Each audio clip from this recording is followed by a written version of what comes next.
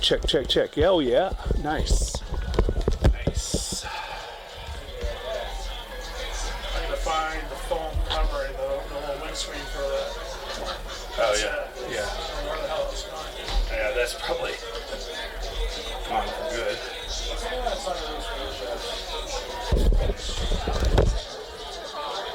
These stats current? Yep.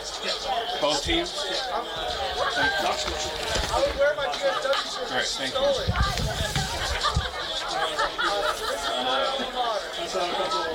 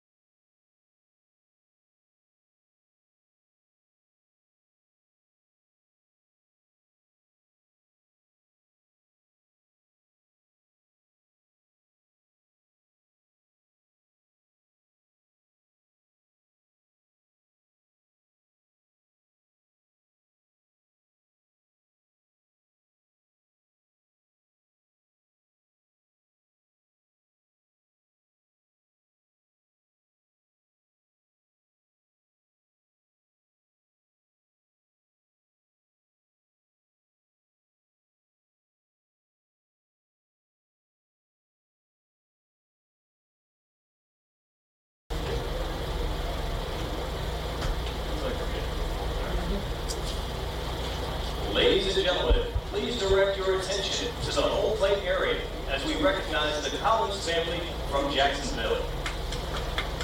Please listen carefully as we read the excerpt that appeared in the program when Flagler had their stadium dedication on February 4th, 2000 for the opening game versus Rollins College.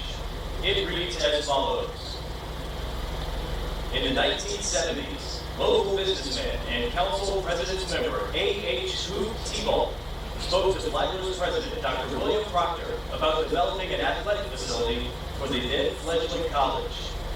Although the college already offered tennis, T-ball wanted to develop more sport opportunities for students. I had been a ball player as a child, and I knew Flagler had to offer something else to his athletes, he said. T-ball scouted St. Augustine for vacant land and located about 12 acres adjacent to the Humane Society on Old Moultrie Road. With the backing of the President's Council, the land was purchased and improvements began to accommodate baseball and soccer. A steel building to house equipment was constructed on the property, along with the baseball diamond, with no dugouts by the way, and a soccer field. Over the years, additional acreage was purchased and individuals in the community assisted with improvements to Flagler Field. But last year, under the supervision of J.D. Collins, Board of Trustee member Randy Rankhamer, and the blessing of President William Proctor, Mr. Collins formed an all-star group of dedicated businessmen who took the field to the next level, facilitating its metamorphosis to the first official Flagler College Stadium.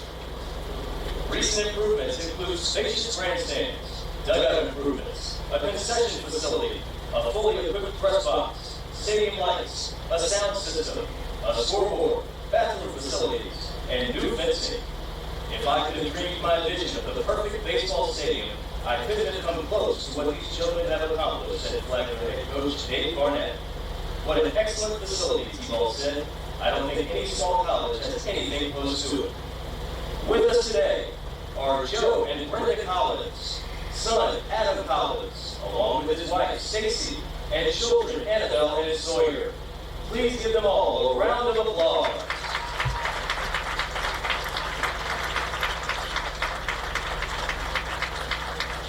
And now, head coach Dave Barnett would like to say a few words.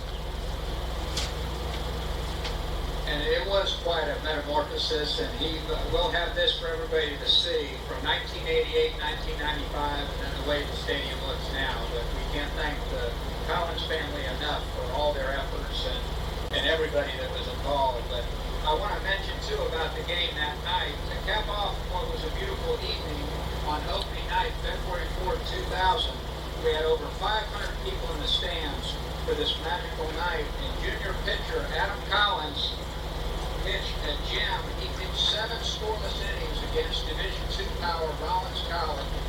And then we had a reliever come in and finish it off. We won the game 3-0. And it was just a magical night and a great performance by Adam.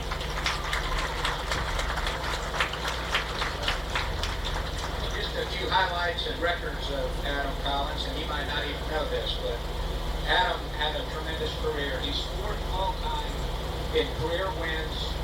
He's 3rd all-time in career starts. He's 7th all-time in appearances. And this last one amazes me, and the way things are now with pitching. He had 17 career complete games.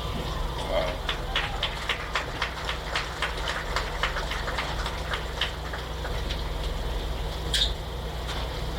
Finish by saying on behalf of Flagler College, our administration, Jeff Damon, our athletic directors here today, and everybody involved, and our players, we thank you, the Collins family, so much for everything you've done.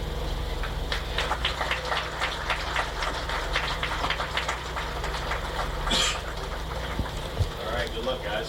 Thank you. You gonna start 205? Are you gonna start 205? Absolutely not.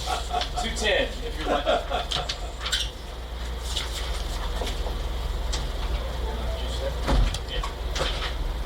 Pod these down.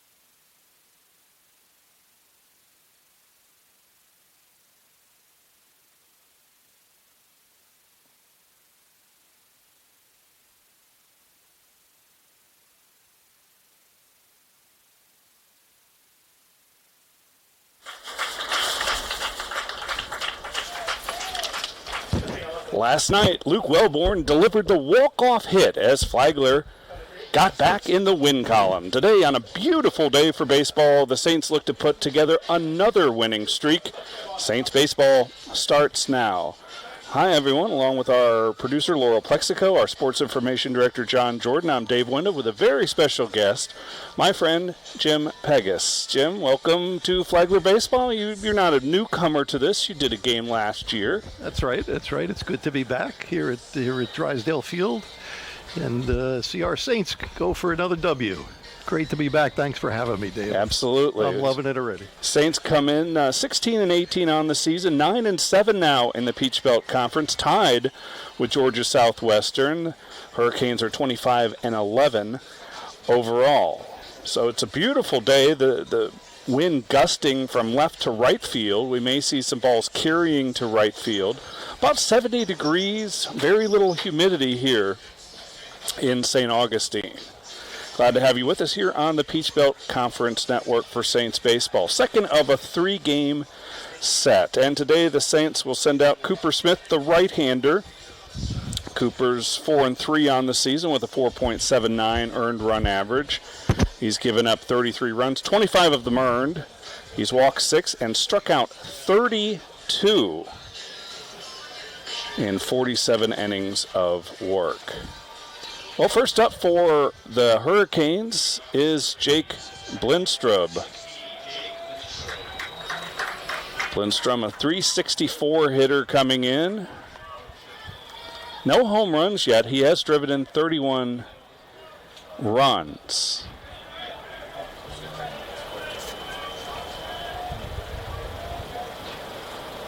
And the first pitch is a called strike. I see the third baseman creeping in there a little bit on the edge of the grass with a lefty up. We may be looking for a bunt here, Dave.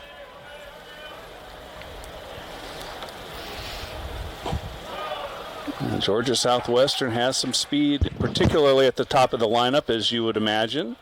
Blindstrom with 7 stolen bases. The center fielder, as you expect, he'd be pretty speedy. Line drive, base hit. So a good start for Georgia Southwestern as Blindstrom is aboard, and you like to see it as a hitter, a guy going the other way. Beautiful job. I think he saw our third baseman creeping in, put one right over his head, but got to protect for the bunt with a lefty up. So, strategic move, but the hitter countered it. Miles Hartsfield is the batter, the shortstop. He's a .352 hitter.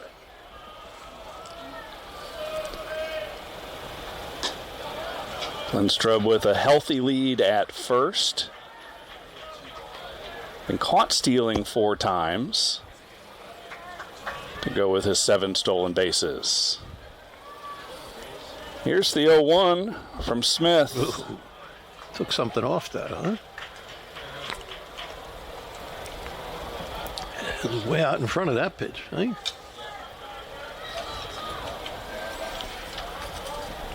Got him 0-2. Let's see what he throws here, Dave. And a check on the runner. And Jim, you were a top of the order type of guy. What's Blindstrom thinking down there? And does it matter the count? Yeah, if he's got 7 stolen bases, I'd say no. I think with that kind of speed, he's maybe trying to get a little feel for the pitcher's move. He hasn't taken too big a lead. I'm thinking he's holding back at least to give that last hitter a chance to move him over. But we'll see what he does here. I got a feeling he may be on the move. Hartsfield down on strikes. Here's Corey Lee, the second baseman.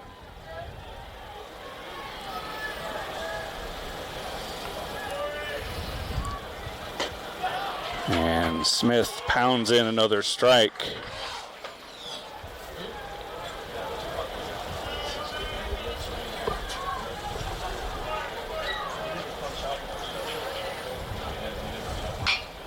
This one lined into the gap. It's going to be a base hit. Cut off by Bryce Fitzgerald. Digging for second and in there. With a 1-out double is Corey Lee. So now 2 runners in scoring position for the Hurricanes. It was a nice shot in the gap, huh? Jeez, got a hold of that one. Couple of hard hit balls off of Smith early. And it brings up the cleanup hitter, Brant Dearman, the right fielder.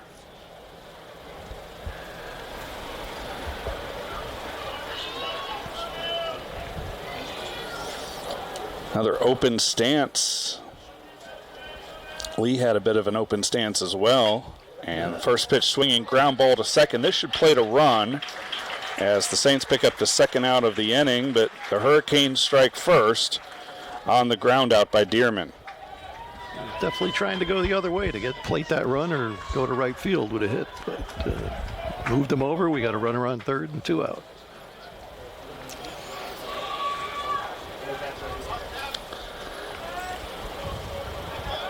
So here's George Davis, third baseman. And they'll check on the runner at third. Don't see that a lot. Yeah, it kind of surprised me.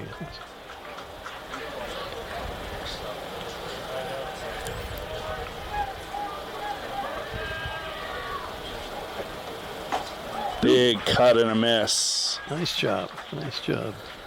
A little off speed. Yeah, Smith looks like he's doing a good job changing speeds early.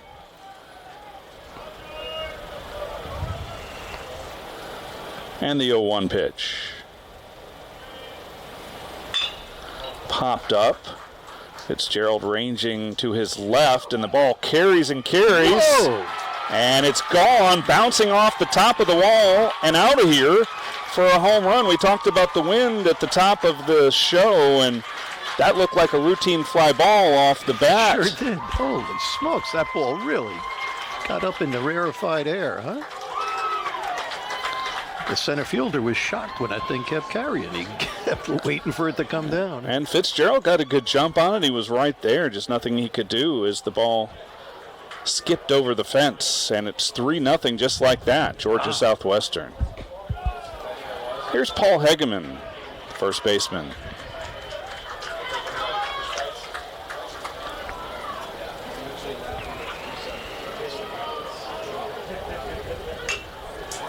This one popped foul, drifting out of play. Taylor Clapp has a look.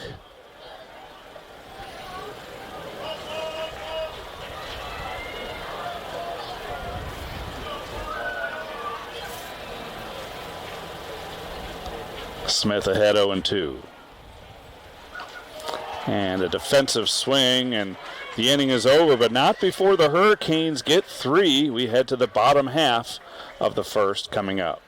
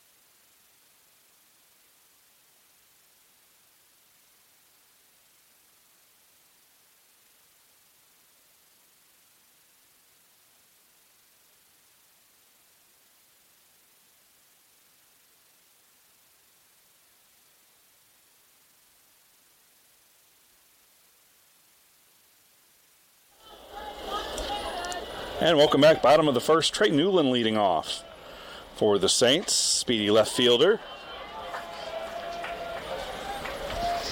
Newland scored that winning run yesterday. Singled in the ninth, stole second, and then came home on the Wellborn game winner. And 1-2 is the count to Newland. See if we can get started here, Dave, and get some of those runs back.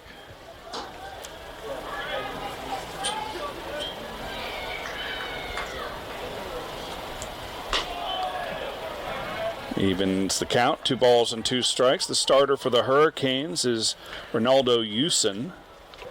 A sterling 2.72 earned run average. He's 5-1 on the season. Wow.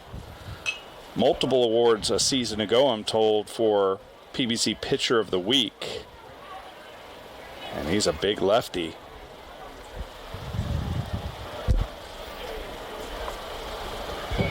.63, 308 is his listed dimensions. And the ground ball out for Newland. So that brings up Mason Gray, the shortstop. Gray hit at the bottom third of the order on Tuesday in that loss to Embry-Riddle, but back in his more usual 2-hole. And first pitch is high and tight to Mason Gray. Well, he really brings the heat, doesn't he? That fastball moves.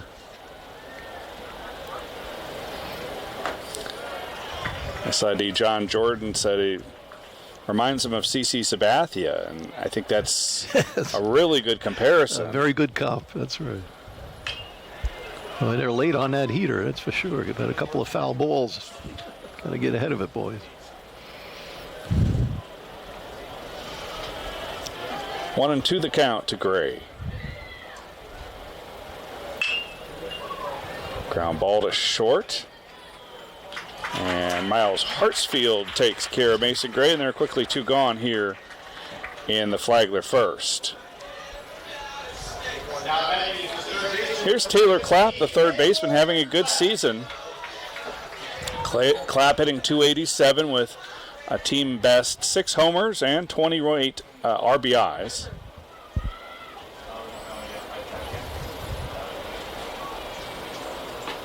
Big cut at the first pitch. Strike 1. Let's see if we can get a 2-out rally going here, Dave.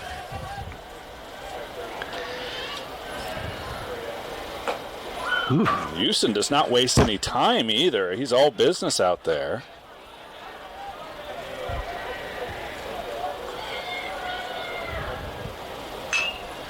There you go. Sit down. Fly ball to right. Long There you run, and go. it's going to fall in for a fair ball.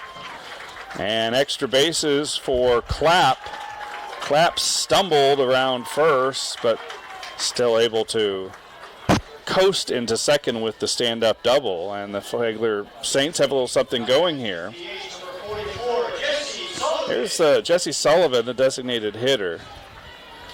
And we've talked some this season. I talked about it extensively on Tuesday about Dave Barnett and his final season, his 37th campaign as the head coach here at Flagler.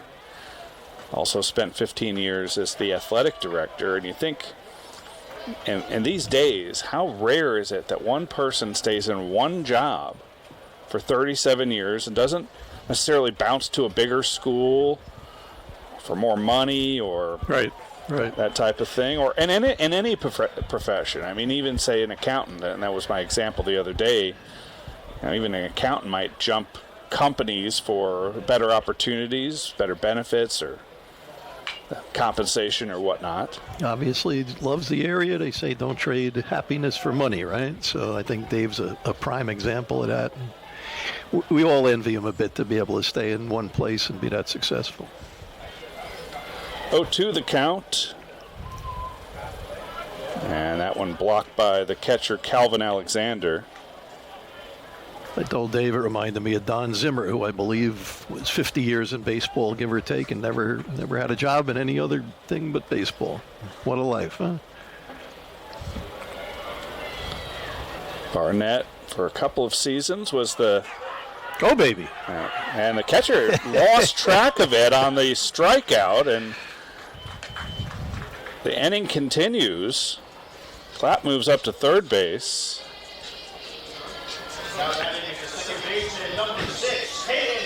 Here's Peyton Palladino, second baseman. Palladino, the freshman of the week in the PBC. We need it. See if we can plate one of these runners here. What if the run was scored? Does that count? 3-0 Georgia Southwestern. If it's a pass ball, it would be different.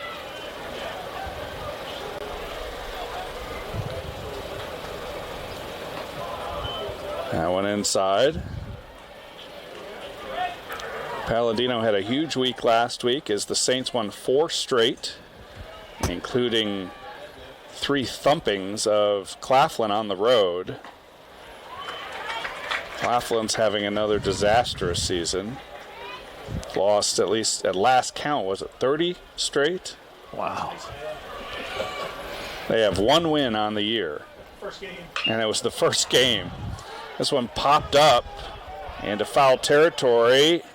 And a nice play. Hegeman staying with it. So the Saints get a hit, but they strand a couple of runners. 3-0 as we head to the second.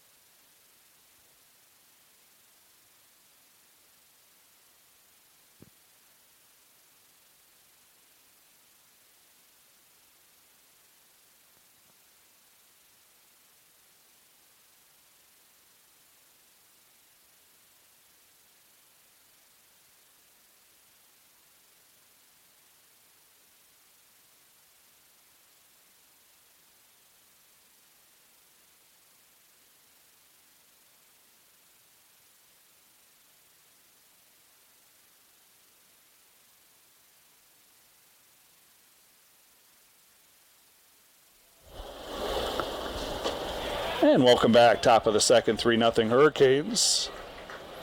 7, 8, and 9 due up for Georgia Southwestern. Matthew Manuel, Noah Roberts, and Calvin Alexander. Excuse me. Smith continues on the hill for the Saints. He might have been a little unlucky as the wind contributed to that home run by Davis. And there's another one popped into right field. And Donovan Garcia makes the catch.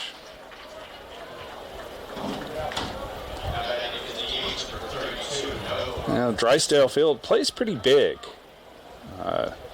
And it does have a lot to do with the wind direction. But you don't see a lot of home runs here compared to some other D2 ballparks. Yeah, that's a high wall in center and right field. That's a red monster out there. Yeah, Clear absolutely. that. And I think that's what the nickname has become. And that's new as of last season. Done some work here at Drysdale Field in the last couple of years, keeping it modern, fresh. Just a little outside.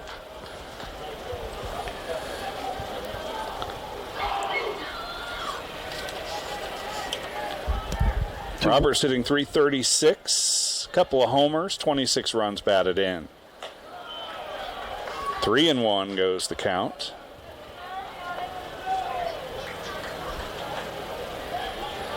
Well, we were talking Dave Barnett last inning. Not only 37, and there's a strike, as Roberts thought he had worked the walk.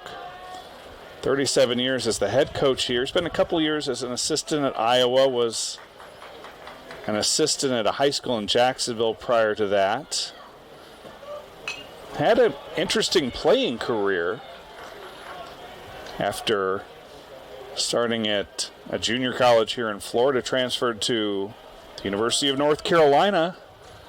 Not your favorite. I know you're not a Tar Heel fan, but actually led the Tar Heels a batting average, guided them to the College World Series in a third-place national finish as Roberts picks up a base knock. And then signed as a free agent with the Montreal Expos. 1 season in minor league baseball. And then he joined the King in his court. And I know you're of an age that you're familiar with that cultural reference. That's right. That's right. You don't see much fast-pitch softball at all these days. I remember seeing the signs on the telephone poles when they were coming to town. And Dad would get my brother and I in a car and run out there and try and catch it. Did you ever see him? It was one night in Jersey. I was very young, but I do remember Dad talking about it years later. I just remember going to a ball field and seeing one of the 10,000 games I've seen. And it was explained to me years later that we saw the King in his court. I don't know if it was Dave's time, but a lot of fun.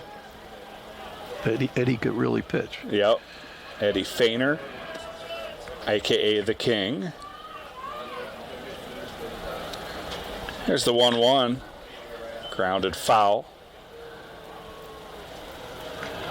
Yeah, Coach Barnett told me the story of how he joined the King in his court. Eddie Feiner's son was the shortstop and had a conflict. I think he had perhaps an interview for law school or something related to furthering his education, and they happened to be in Sanford, Florida at the time, and Dave was working as a baseball instructor at a local baseball academy there in Sanford, and his boss said they need a fill-in shortstop for the day, and I think you'd be perfect. You got the athleticism. Wow. You've played pro baseball, as Alexander is rung up. 2 outs here in the second. And so Eddie Feiner said, well, come on out to my hotel room and let's talk about it. And initially, Dave Barnett didn't want to go. He said, I'm not really interested in playing softball. I'm a baseball player. I'm a baseball guy. And his boss said, I think you should do this. I think you should at least hear him out. And he played the next day. And then they said, well, we'll give you a 6-week trial period since we need a shortstop at the moment. And it turned into, I believe, a total of 4 years, or actually 5 years, 80 through 83, and then again, I think in 87, that he was the shortstop and barnstormed all over the world.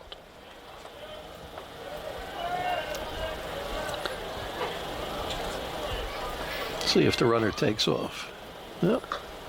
Lindstrom is the batter.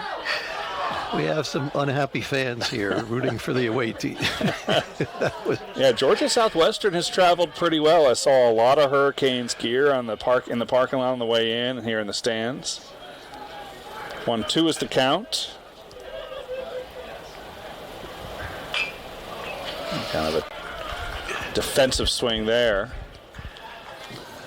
But Coach Barnett had a chance to play against some celebrities. I think he told me he played in the Pontiac Silverdome against a team that included Magic Johnson when Magic Johnson was a new NBA guy, a new NBA star. And the 1-2 just misses. I'd love to have seen some of those luminaries up against Eddie Feiner. Yes. I don't care how good they were at basketball. That's hard for anybody to hit. 2 balls, 2 strikes, 2 outs. Lifted in the left. Trey Newland coming on. It's going to fall in front of him. In fact, Mason Gray plays the ball. Throw to third. Not in time. Clapp thought he had the third, or had the tag and the third out. Umpire's right on top of it. Perry Ramacone down at third base. First base umpire is Nick Mayer, and our home plate ump is Cole McHugh.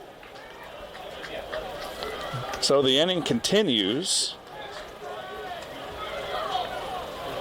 Coach would love to have seen that one go to the replay. Right? I was thinking the same thing.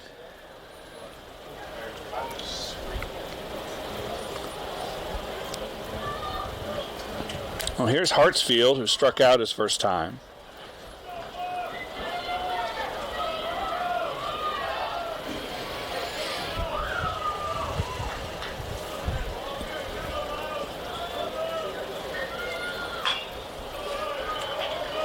Pulled foul down the first base line.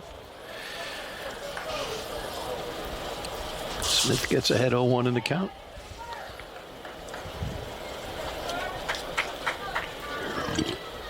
And we have 2 outs, 2 on.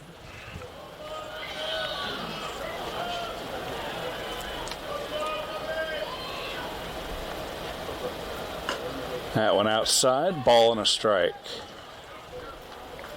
Smith with 37 pitches through 1 2/3. Keep an eye on that pitch count.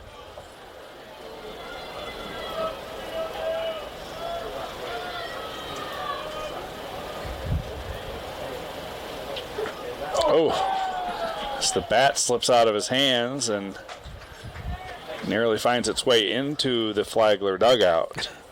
Oh, need a little more pine tar. That's right. That's right.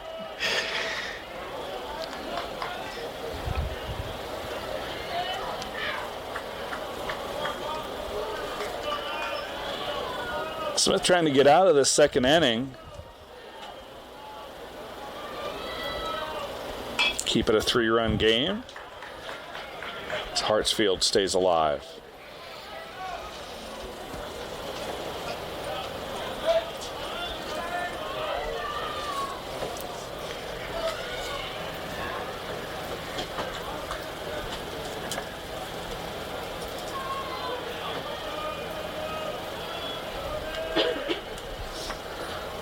One, two, stays off the plate.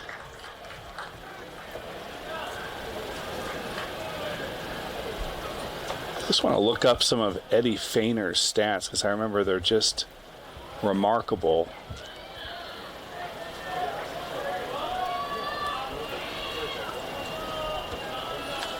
Two balls, 2 strikes, 2 outs. Here's the pitch. And the count runs full. Try and cross him up here and drag one down third or first base. Even with 2 strikes, they're playing real deep.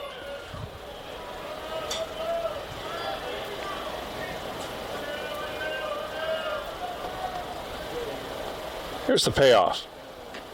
Whoa. And Smith with a nasty pitch to get out of the jam. Still 3-0 as we head to the Saints second.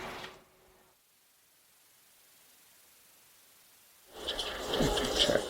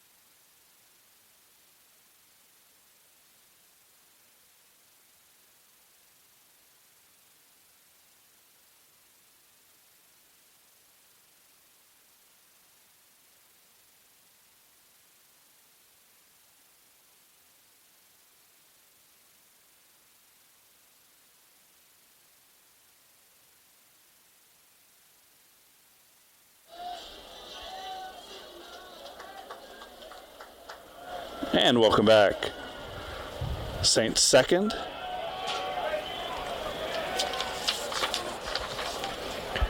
Matthew Burke batting. It'll be 6, 7, and 8 to face Houston. That's a lot of man coming at you with Houston. I mean, he's got that downhill type of sure does thing. 300 plus pounds. And he's got to be setting that box and ready to roll with that bat. Got a high sky today. I was just looking up here. We got very few clouds. Let's see how it plays for the outfielders. 3-1 to Matthew Burke, the senior. Steady infielder. Long-time starting second baseman. Been playing first with the emergence of Peyton Palladino. Whew. Thought he had the walk. It was a little high up there, but it's got a big strike zone. Strike 3 called. And Burke knew it. We're getting back to Feiner. Here's one stat off his Wikipedia page. He once played in a celebrity charity softball game against Major League Stars of the Day. This is back in '67, and in that game he struck out Willie Mays, Willie McCovey, Brooks Robinson, Roberto Clemente, Harmon Killebrew, and Maury Wills. Wow. Here's Bryce Fitzgerald, center fielder.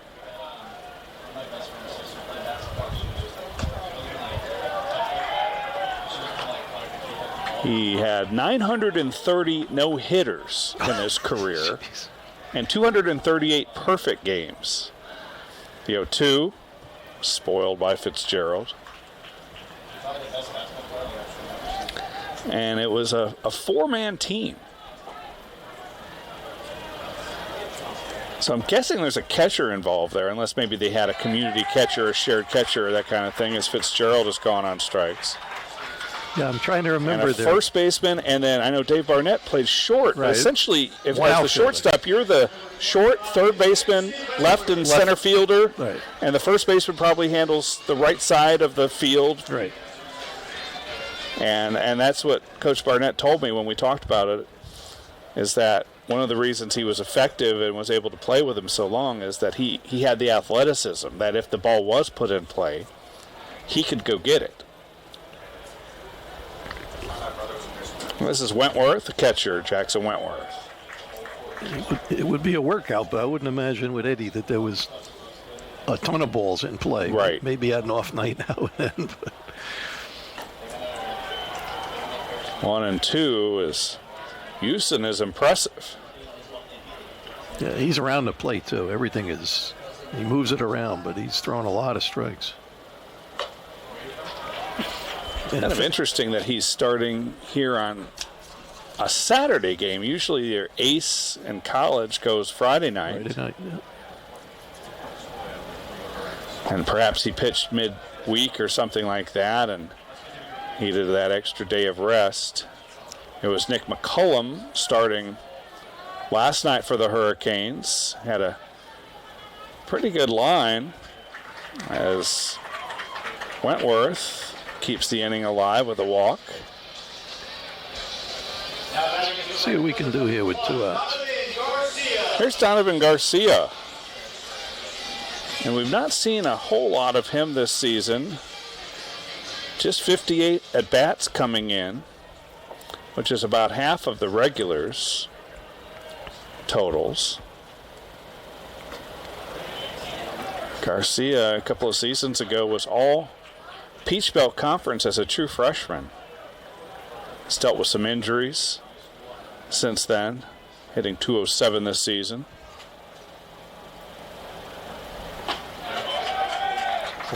Nice off-speed pitch there.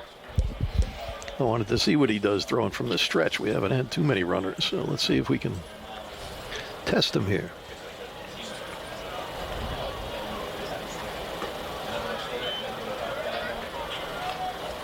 Two and one is the count.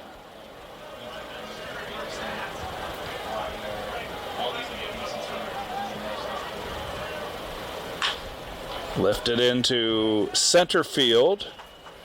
Drifting back is Blindstraw, but he makes the catch. So the Saints have a base runner, but they leave him stranded. Still 3-0 as we head to the third.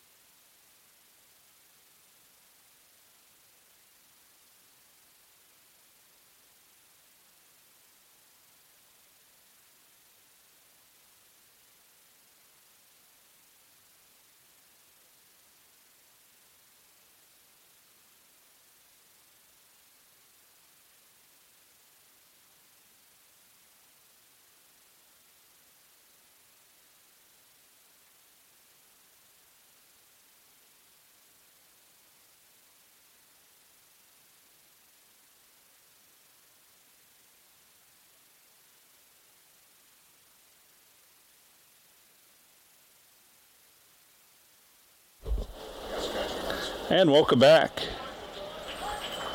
2-1 is the count to Corey Lee, who had a double back in the first. 3-0 Georgia Southwestern.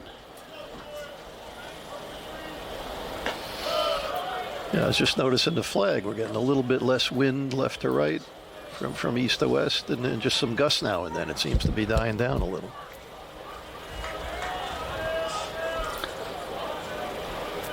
Three-one pitch. A leadoff walk by Lee.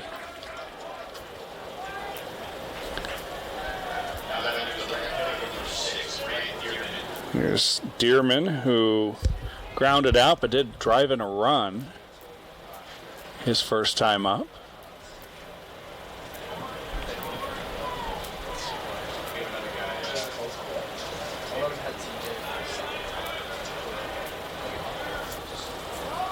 Shows bunt, pulls it back, throw behind the runner.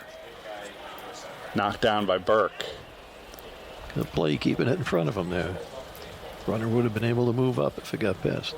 We saw Wentworth has pretty strong arm too, and a quick release behind the plate.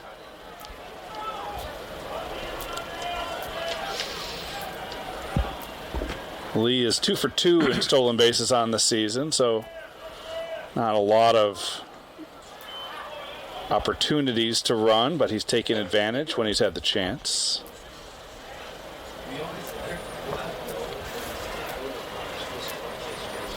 One and one is the count to Dearman.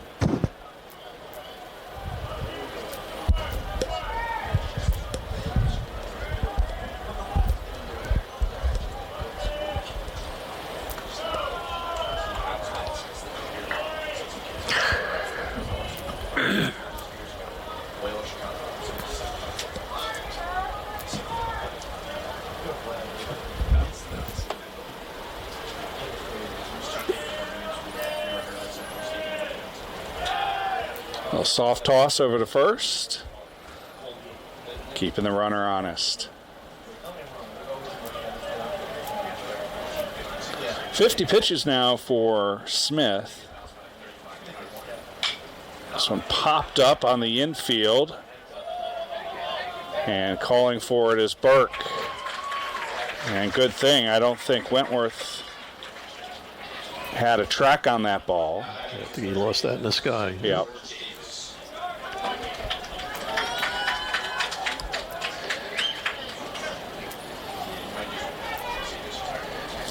That brings up George Davis, who had the home run, the wind-aided home run, but they all count. Not like track and field.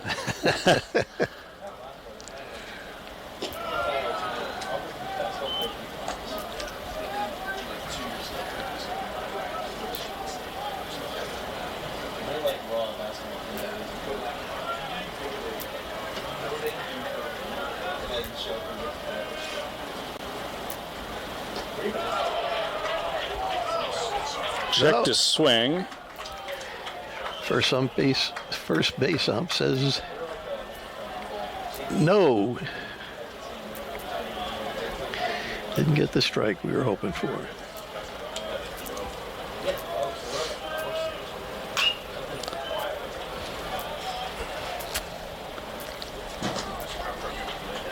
Flagler with 3 here at home. Part of a 4-game homestand that started on Tuesday against Embry-Riddle. Eagles came in here and played great baseball in a 14-1 win. That's an old rivalry dating back to their both teams' days in the NAIA. And still, because of geography, Embry-Riddle is a regular opponent for great rivalry. Yeah, the Saints. You see him in basketball, you see him in volleyball, and the Eagles have a very solid athletic program top to bottom. They're always competitive. Middle of the road team this year in the Sunshine State Conference.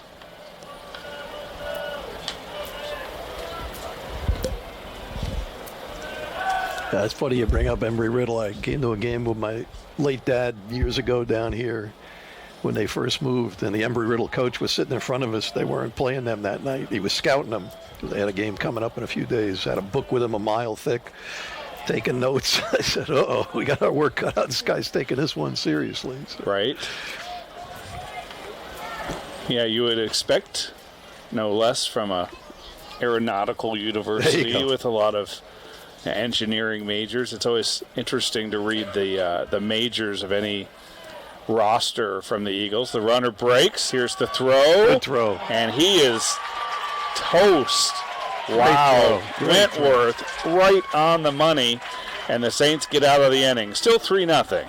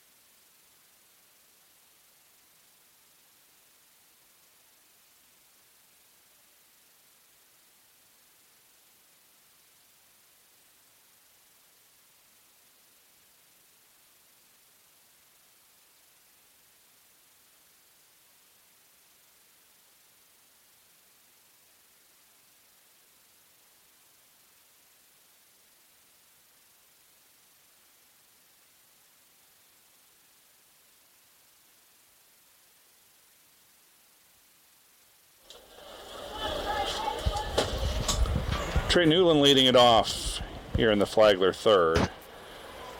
0-2. Way out in front of that little off-speed pitch. Really mixing it up nice out there. If I was up, I'd be guessing a heater here. But. Ground ball to short. Hartsfield just in time. You see the speed of Newland getting down the line. Infielders can't waste any time, but he's 0 for 2 today.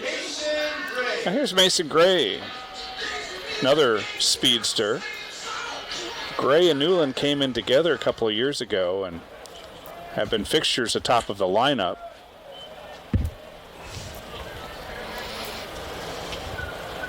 And for Coach Barnett, a chance to have some speed out there and force the issue, get the running game going. Fouled back 1-2.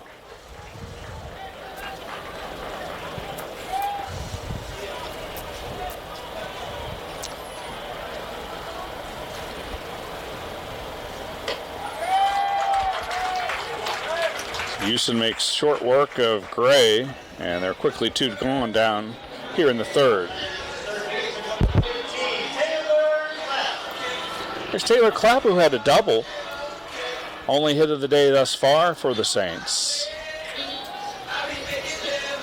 Clapp's really settled in to the third base spot. First pitch swinging and swings through it, strike one.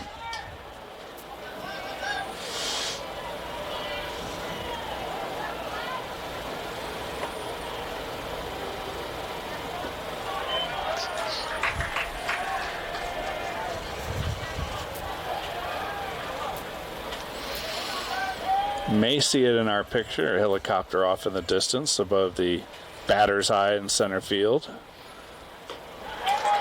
Oh, 3-pitch strikeout. That was a the quick Saints inning. are gone in order. It was quick.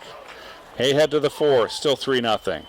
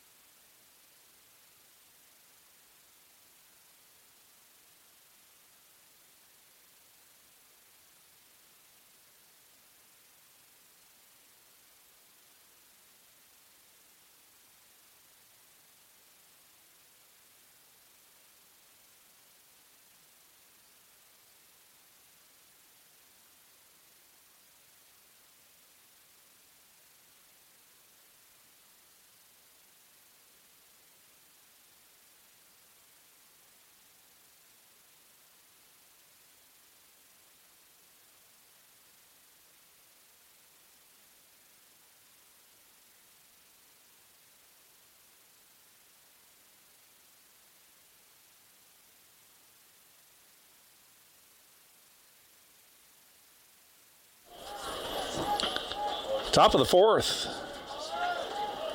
3-0 Hurricanes. There's Paul Hegeman.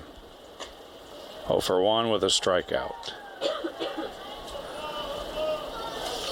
Well, the Saints wrap up the homestand tomorrow. 1 o'clock first pitch against this Georgia Southwestern team. And then they go out on the road at Embry-Riddle. So a bit of home and home action against the Eagles. That'll be on Tuesday. And then back home again for 3 more against North Georgia next weekend. This one is lined into right field. Hageman's first hit of the day. That brings up Matthew Manuel.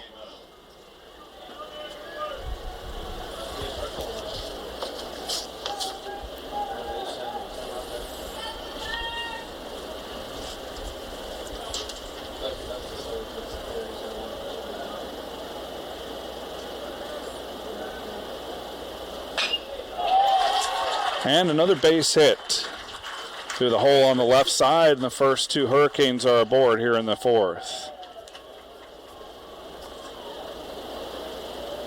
Now that is DH number 32, Noah Roberts.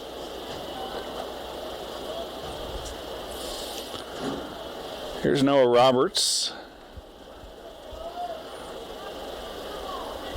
Has a single in the game.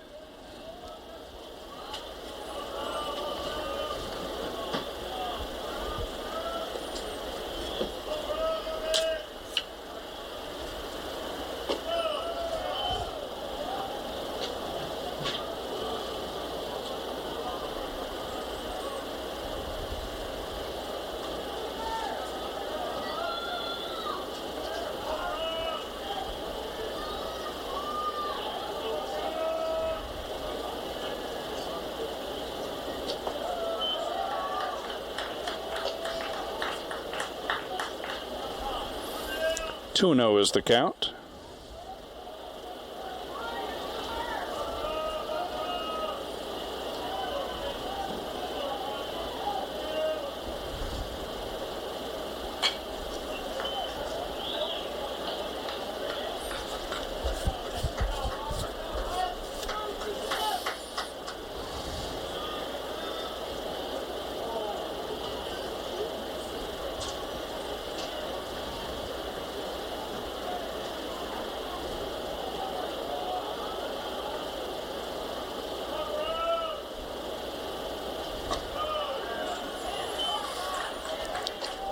Smith evens the count. Well-placed pitch.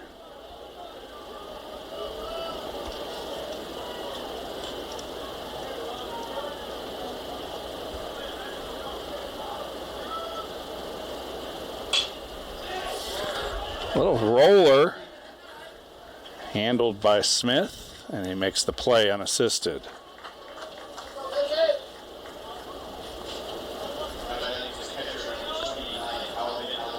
That brings up Calvin Alexander, the catcher, who struck out his first time.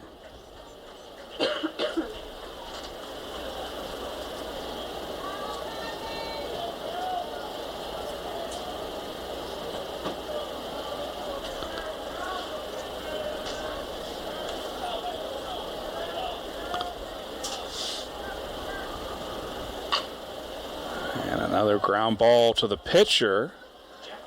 Not deep enough to allow anyone to score, and there are two out here in the fourth. And Smith has a good chance of getting out of this mini jam.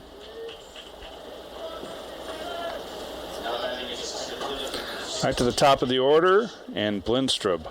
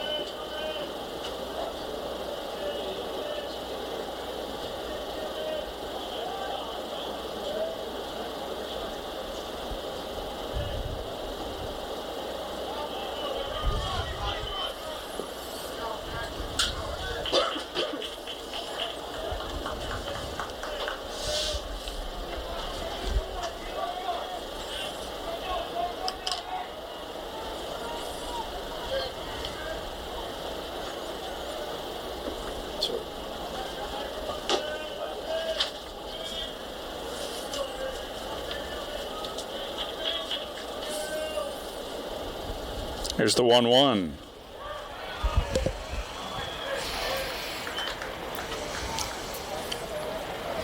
So a couple of singles in the inning. And then a couple of ground balls. Leaves us with runners in scoring position. 2 outs.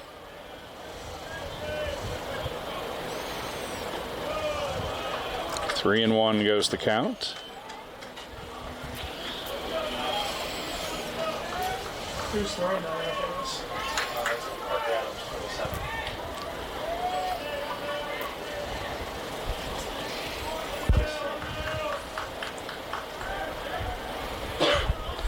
We've got a base open here if you don't want to deal with Blimstrup. Flown to left. That curving foul. And the count is full.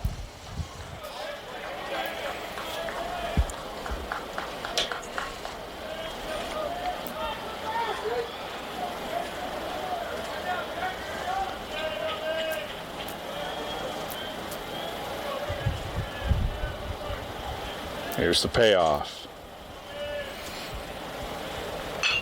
Ground ball. Easy for Burke at first. And Smith gets out of the jam. Still 3-0 as we head to the Flagler fourth.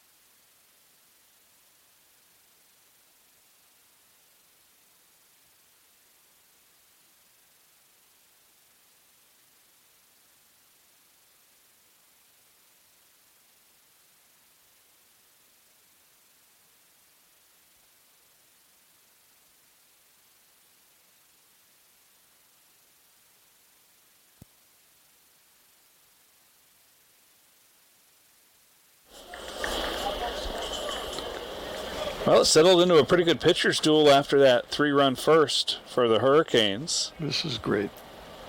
This is Jesse Sullivan. Air ball. That's 2. Into the corner it goes, and Sullivan will have at least a double. He slowed down there. Yeah, the right fielder had a little trouble picking it up. I thought he might get 3, but down 3 runs, probably a smart move. Right. Don't ever, what's the rule? Don't ever make the first or the third That's out. right. Oh, no, that's at third base. That's at third base. base. That's right. See if we can plate a run here and put a little dent in this guy. He's pitched a very good game. Yeah, that's just the second hit, I'm realizing, of the game allowed by Houston. They're both doubles, one from Clapp and now Sullivan's 2-bagger. Inside was Peyton Palladino.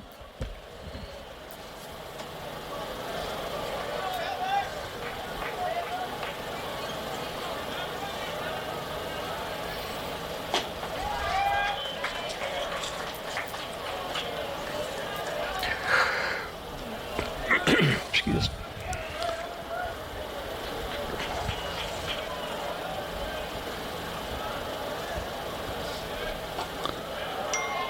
Good looking pitch. Makes the count 1-2.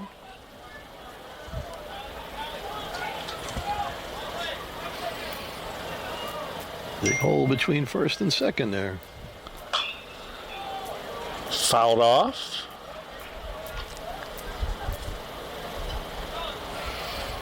I think with a pitcher throwing this hard, you might be able to find that hole and get a rally going. Palladino, the PBC Freshman of the Week.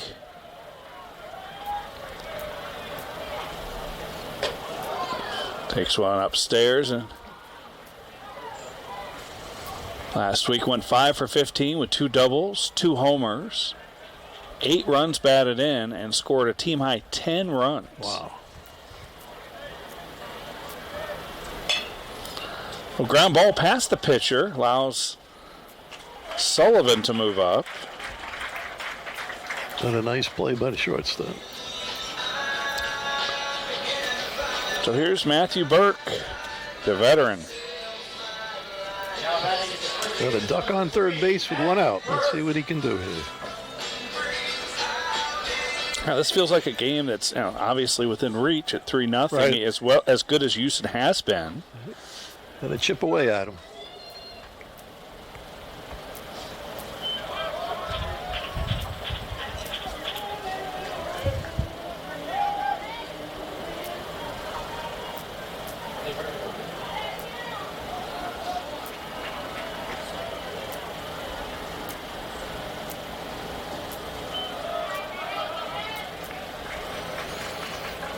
Nice play by the catcher, blocking to keep it in front of him.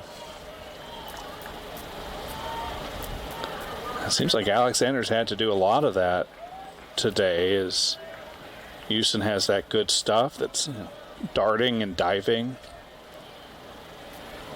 2-0, now 3 balls and no strikes.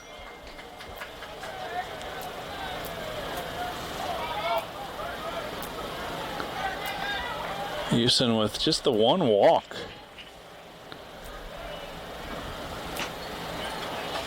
Ugh, Catches the outside corner. big strike zone.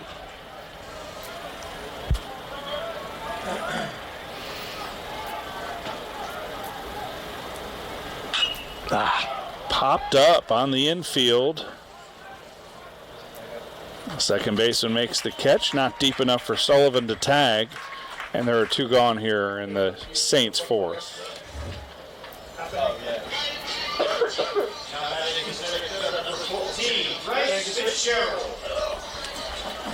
There's Bryce Fitzgerald, center fielder.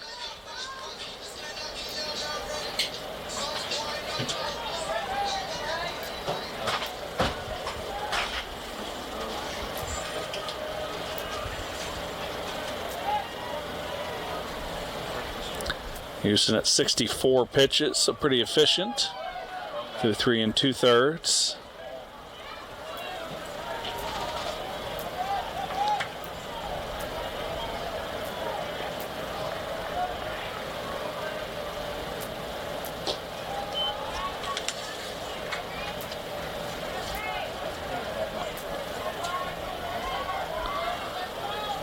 You'd think Houston would be a pro prospect with the kind of stuff we're seeing here.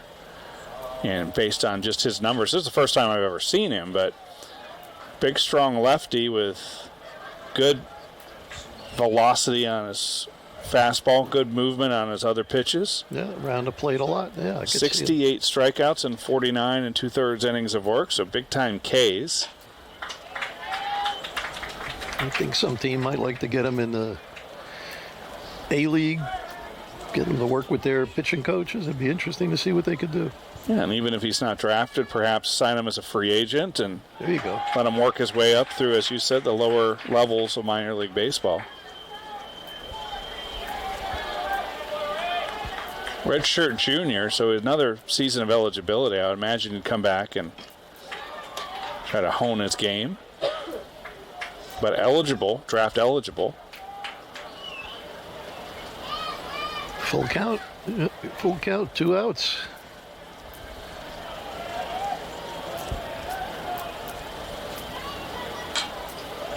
Stays Fouled alive. back. Good job by Fitzgerald. There you go. To spoil one.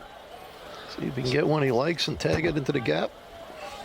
Saints looking for their first run of the game. There's a big gap right behind Houston as and he gets out of the jam with a pretty pitch. Took something off it.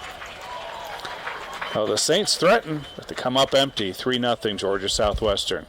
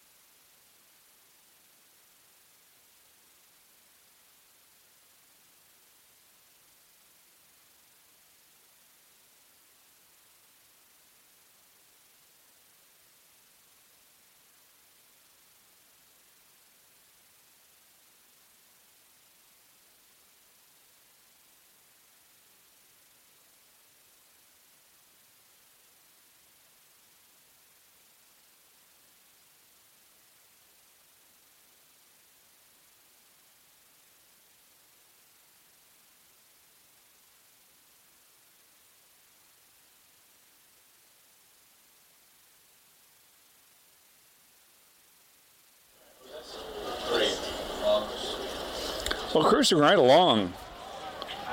Top of the 5th inning. Is this their leadoff hitter, Dave? This is their number 2 hitter. Number 2 hitter. Yeah. Okay. Hartsfield, a couple of strikeouts. The shortstop, right? Yep. Got a nice glove. He really does. They've played good defense behind Houston.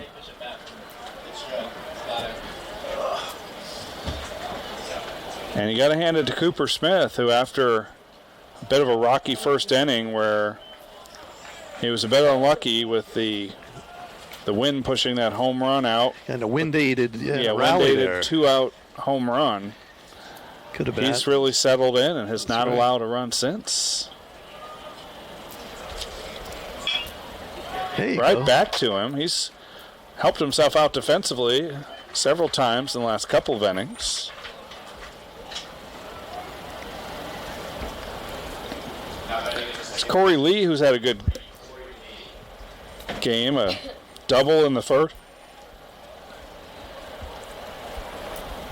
and a walk in the third. He was caught stealing on that strong throw from Wentworth. Flown to left. Long run for Newland, but that's the guy you want. And it falls harmlessly foul. What a beautiful day, huh? Isn't it? I mean, it's perfect for baseball, especially here in Florida in April. Sometimes the heat and the humidity is already snuck into our lives. Right. This is football weather. It feels so good. It really, it's like a fall day, isn't it? Come on out tomorrow, Drysdale Field, 1 o'clock. See the last game of the series. Enjoy a beautiful day. And hopefully it's not a rubber match, but a chance at the sweep. And Gray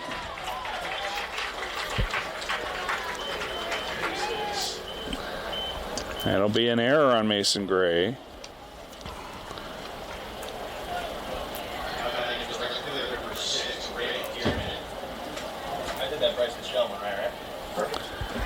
Brant Dearman is the batter. He's 0 for 2. Has driven in a run. Yeah, if you look at the standings, and this is a game among 2 of the middle teams in the conference, now both 9 and 7. And depending on what Columbus State did yesterday, and I can look that up for us. Essentially, this is a battle for 5th place in the league. Georgia College is 11 and 4, and then, or at least coming into the weekend or coming into yesterday, Lander, North Georgia, and Augusta all 10 and 5. Augusta's a bit of a surprise. They've had a down stretch in the last couple of years, but playing good baseball now.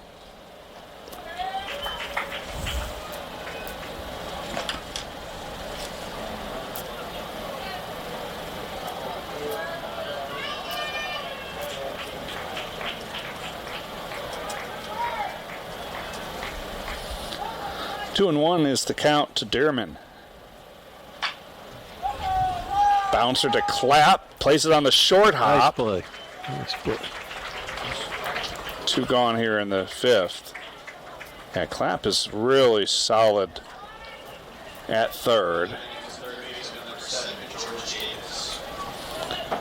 Here's Davis, who had the big blow back in the first, the 2-run home run. And if that ball had been another 10 feet, 10, 12 feet to the right, it would have been off the wall. Off the wall, yep, about halfway up.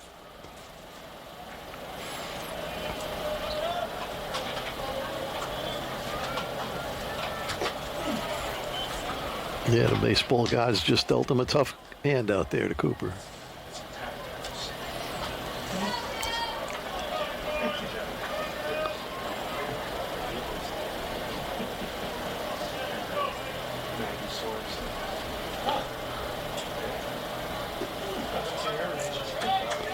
Two and 0 is the count.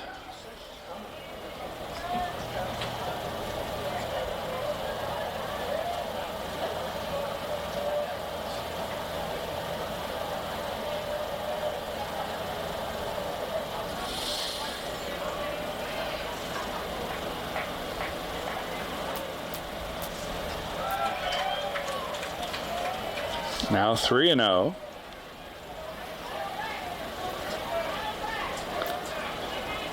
So Columbus State did win last night against USC Beaufort 13-4. So they're in 5th place all by themselves. But Flagler and Georgia Southwestern a game back in 6th. Here's the 3-0.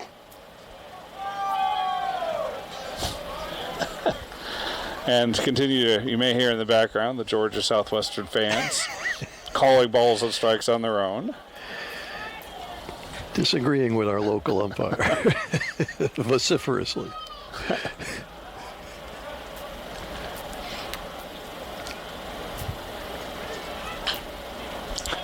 The count runs full after the foul ball. You got to think if you're a PBC fan who's not a Flagler person, this is an excellent opportunity not only to come and support your team on the road, but you get to visit beautiful St. Augustine. That's you got right. the beaches, you got the history downtown. Our alligator farm that you see the big Yep. the big boy over in the right field wall, Maximo. A lot to do here. Lot to do. We all enjoy it, and like you said, any visitor, my God, he need a week here to do half the things. Big seafood festival in town. John Jordan was asking me, did you get stuck in the seafood festival traffic? I was like, oh, that's what it was this week. Last week it was spring break, and the week before I think was bike week. Ground ball. Gray knocks it down. Nice play. Throw not in time. Gray did everything he could, but it's an infield hit for Davis. Save Cooper a run for now, so let's see what he can do with that and keep that one off the scoreboard. Great play up the middle. That brings up Hageman. 1 for 2. Runners at the corners.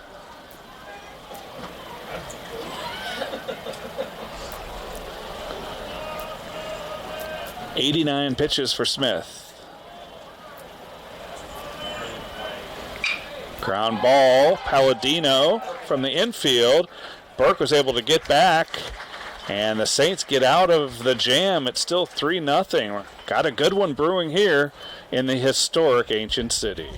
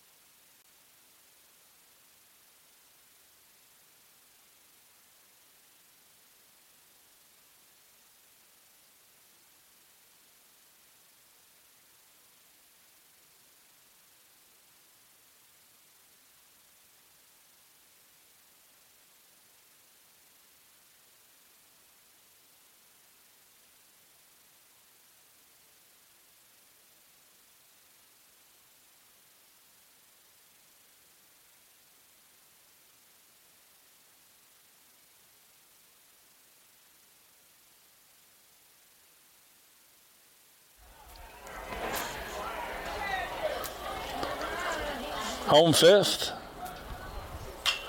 Jackson Wentworth pops one up. Well, Houston hasn't lost anything off his heater because they're still late on an awful lot of these. A lot of foul balls back late. A lot of pop-ups down the right field line. Yeah, good point. Houston at 75 pitches.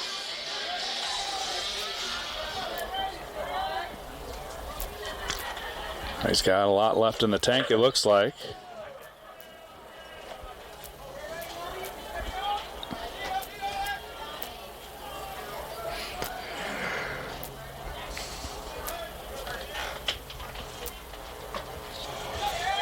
Nice looking bender. 3 runs, 8 hits, no errors for Georgia Southwestern. No runs, 2 hits, and 1 error for the Saints. Oof. His breaking stuff is good too. I mean, we talked about his fastball. Getting him off balance, yeah.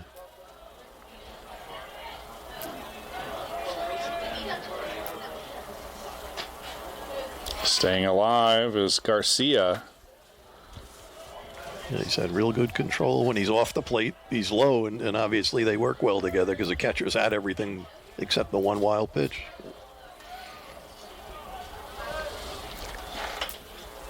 Yeah. 2 balls, 2 strikes. Garcia has had an interesting career and very good early on as a true freshman. Played a lot of shortstop. Moved him to the outfield. Brother Griffin also on the team. This one flown to right, and it's going to be off the Red Monster and then past the right fielder. And Garcia with the speed does not hesitate, and he slides into third with a 1-out triple. Good speed. I thought they might get him at third with a better throw, but very good speed getting in there. Head first slide. And that's kind of that veteran mentality. You see the baseball IQ, if you will. Right. Whereas when the ball came off the wall and then it squirted past the right fielder, Dearman, that's when you saw Garcia really turn it on and make the decision. I'm going for third, no hesitation. Dug off that second base to push off and really turned on the Jets. Well, here's Newland looking for his first hit. Ooh, a foul tipped into the glove on the check swing.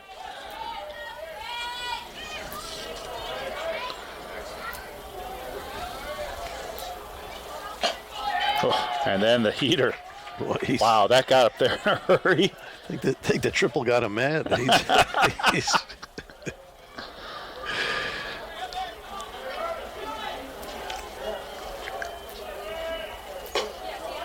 goes upstairs, and Houston went down to a knee on that pitch.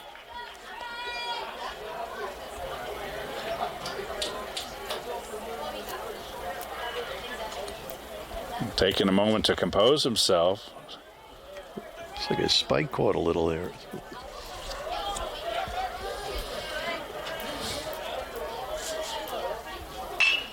And a seeing eye base hit through the right side, and the Saints are on the board thanks to Trey Newland and Donovan Garcia.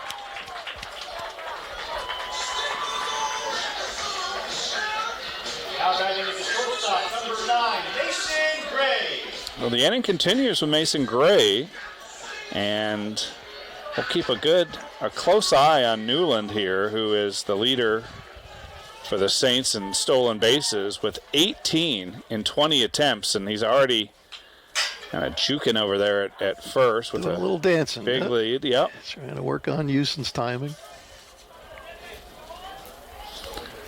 See if the second baseman, Corey Lee, kind of shade a little bit closer to the bag. I didn't think he could go another step. He saw his move there. It looks like he's got him timed a little bit. There you go. You're getting off there now. And now Houston is distracted, if you will, by Newland. Got 2 things to deal with. Gray at the plate, Newland at first.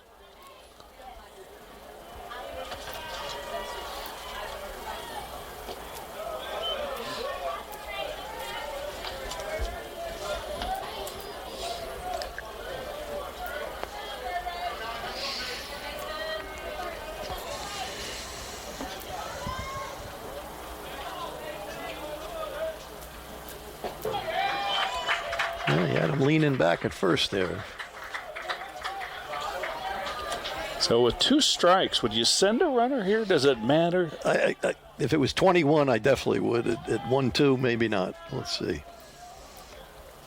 Oh, yeah, it would have been a nice one. Yeah, that would have been a good one to go on. As Alexander had to come out of the crouch to get that one. Most he's been off the plate all day. Let's see what happens here. He's working from the stretch. Seemed to have him a little distracted, as you said. And another throw over.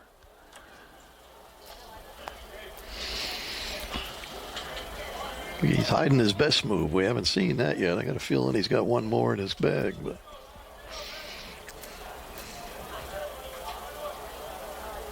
Newland stays put. Gray fouls it back.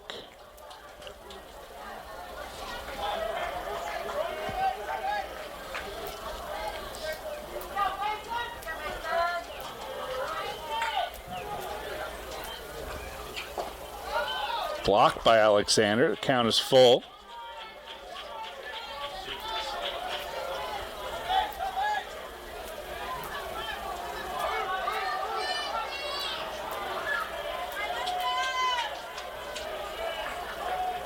Newland breaks. Ball 4. And the Saints have something brewing here in the 5th. Adam timed. I think if that was a strike, he was getting in there. 2 men on, 1 out. And here's Taylor Clapp, who has a double. Nice position to be in here. Now you have Newland and Gray, both great base stealers. In fact, last year they were battling each other for the PBC lead all season until Gray was sidelined with an injury, and now a meeting at the mound and a chance to thank some of the sponsors of Flagler Athletics, Jim. Yeah, we've got Mowry Law Firm, proud supporter of Flagler Athletics, New Day Design Company for all your architectural needs, and the Pink Stork, the wellness brand for women. We'd like to thank them for their support. Another one that jumps out there, I mean, all our sponsors are great, and we appreciate the support, is Fish Bites. Now we have a moment, and I don't know if I had a chance to tell you, Jim. One, you should know, as anyone should know in this story, is I am one of the worst fishermen there are. And I may be second. And St. Augustine's a great place to fish, obviously, with not only the ocean, but all the intracoastal, all the coastal waters, the rivers, the inland rivers. And so I went to Fish Bites and said, I don't know what I'm doing. What should I do? They said, here's what you do. I want to probably fish in Salt Run, which is the canal that comes off the inlet here. And they hooked me up with a lure that they said they personally use. Really nice, friendly service. And that day I went out and I caught 2 fish the first day. I caught a trout and a catfish. That's fabulous. It was thrilling. And I had something huge on that spit the hook. I like to think it was a flounder. My friend said, well, maybe it was a stingray, maybe it was a big catfish, more likely, but that's great. Fish Bites, they make their own products right here in St. Augustine. Back to the game, and Clapp after the long meeting at the mound. Got him 0-2 quickly. 94 pitches for Houston. So 1 out. And Clapp is gone on strikes. Houston really bared down on that at bat. He made quick work of him. So it's up to Jesse Sullivan. Sullivan with a double. He's 1 for 2.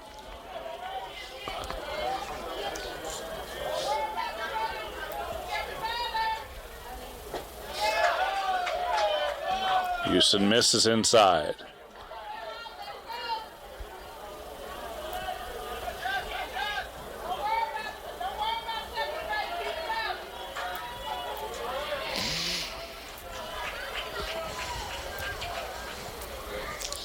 One ball, no strikes.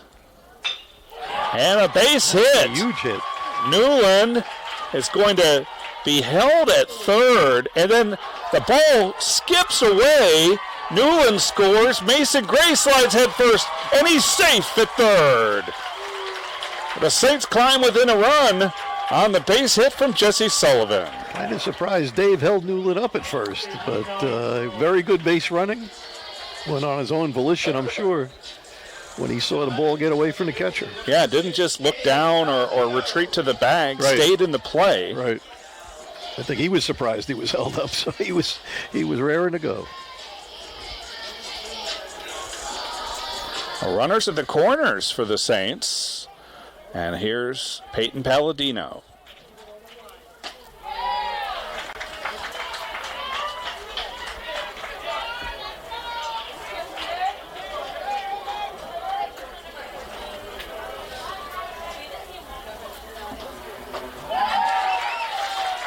Oh, and 2. And to work his way out of this. They got him in a jam here. Palladino with the big week last week, but he's finding that Houston is a lot different than the Claflin pitchers. That missed somewhere. Yeah, the Georgia fans are disappointed with that call once again.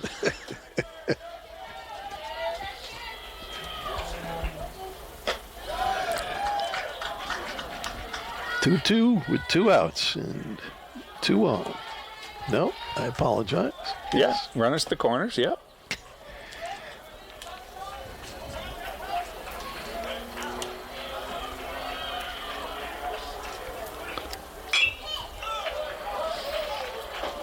Staying alive.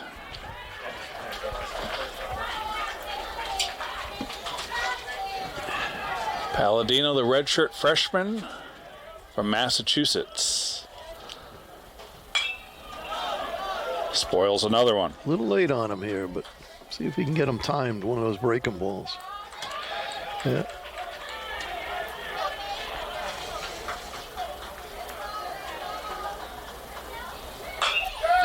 This one flown into foul territory along the third base side. Oh, and a beautiful sliding catch to end the inning by the shortstop Hartsfield.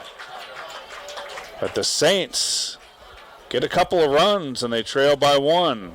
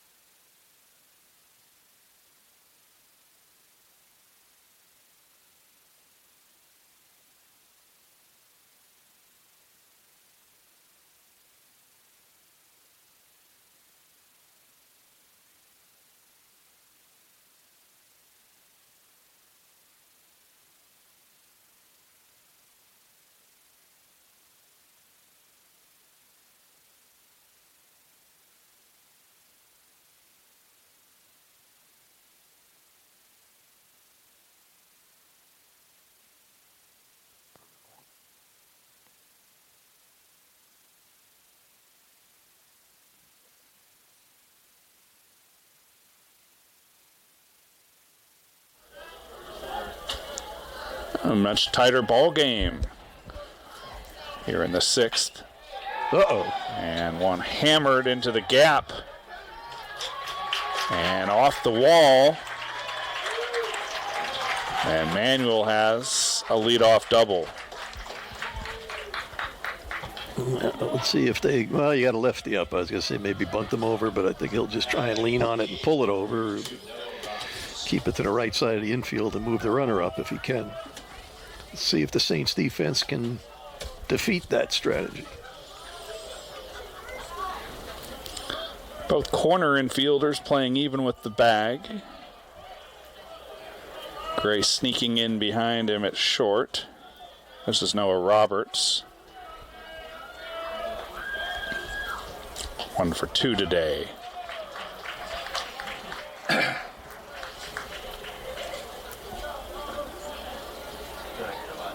3-2 after the Saints put up a crooked number in the 5th.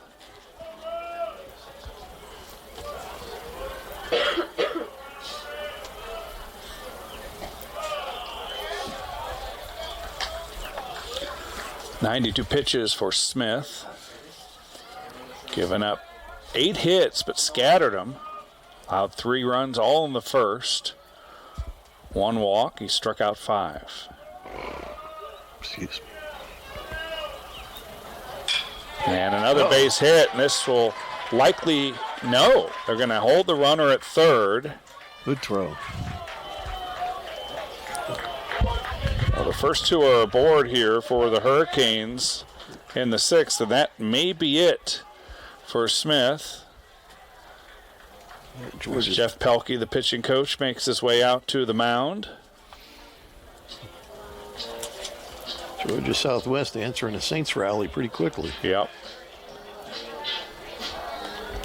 Let's see if they make the pitching change or if it's just a chat to buy a little more time for the guys loosening up.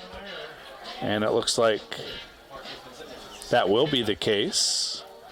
Chance to thank some more of the sponsors of Flagler Athletics. Oh, let's see. We have Salt Life, Eat, Drink, and Be Salty. Homes and Breakle Business Interiors, make space for more. And we'd like to thank PIP Printing to help achieve your marketing goal. So it looks like Smith will stay in the game for the moment. The runners at the corners. He's done a good job of wiggling out of jams all afternoon. Yeah, a tough row to hoe here. Would you like to keep that deficit to 1 run, but first and third, none out.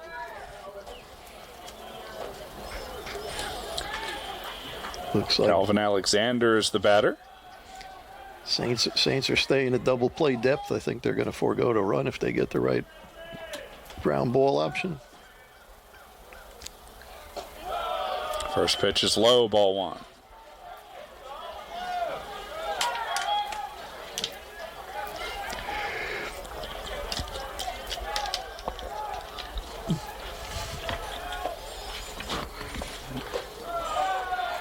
There you go. There you go. Nice one. Caught the corner.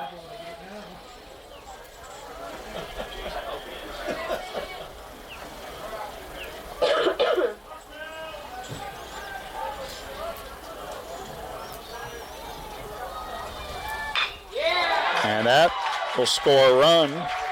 Line drive back up the middle. 3 consecutive hits to start the 6th inning for the Hurricanes. Yeah, I think Dave's coming out. It's time to get him. They gave him 1 more batter and didn't work out. We'll step aside for the pitching change, introduce you to the new hurler when we come back.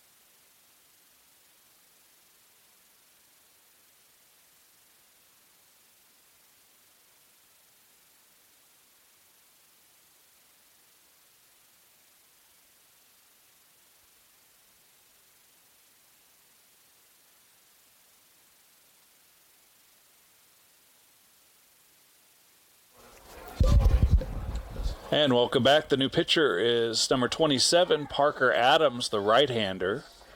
6'5", 205, a true freshman from Ball Ground, Georgia. So we still got none out. 2 men on. And a balk. Oh, jeez. That's not a good sign. And now the runners move up to second and third, respectively. The batter is Blindstrup, who has 2 hits today. Single and a double.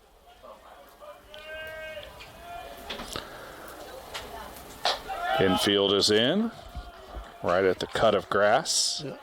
See if we can keep this within striking distance.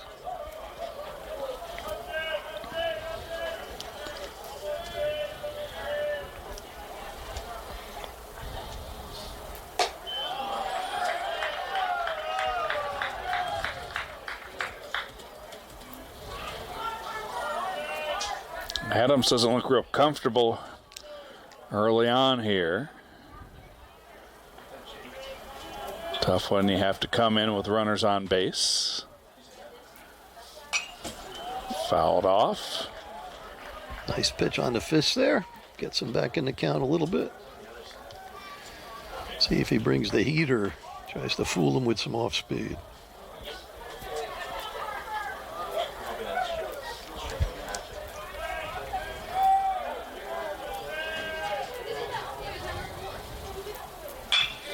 And a line drive base hit. That will score another run, make it 5-2. Roberts is plated. What a nice game Lidstrom's had for the Hurricanes. My God, 3 hits.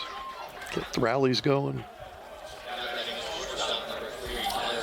So here's the shortstop, Miles Hartsfield, who made the great sliding catch to end the Flagler rally back in the 5th inning.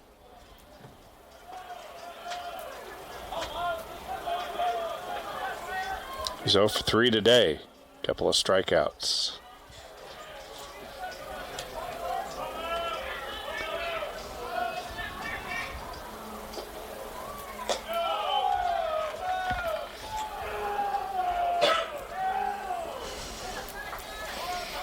Saints back at double play depth at second and short. Yeah, good catch there, Jam.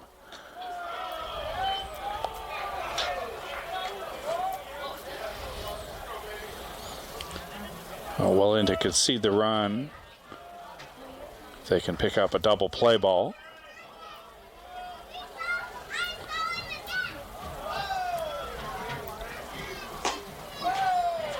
Good pitch from Adams.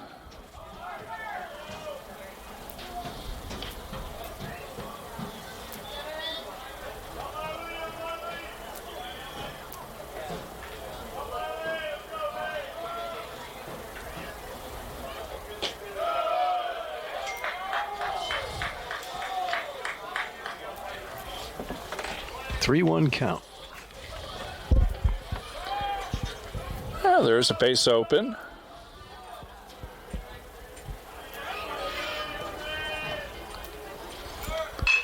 And a line drive base hit makes it 6-2.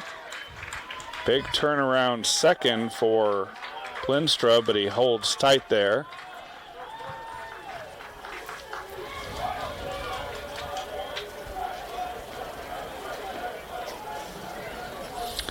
Three runs in on the inning. 5 consecutive hits in the inning. Wentworth taking some time to talk to Adams. Perhaps get on the same page in terms of signs and what they want to do in this situation. Or maybe just give him some time to collect himself.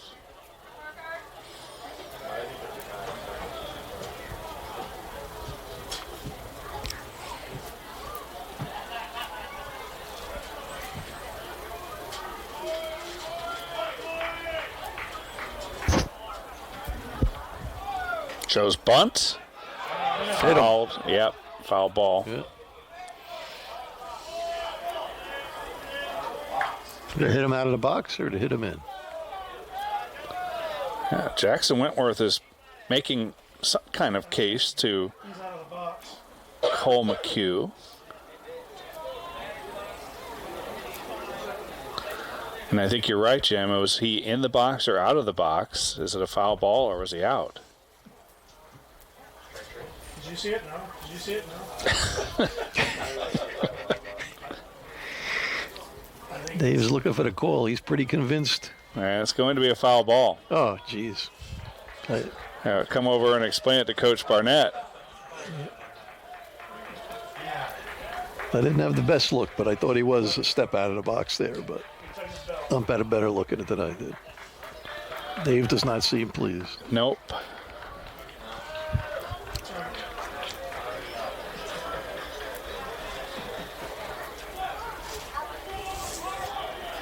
That's close.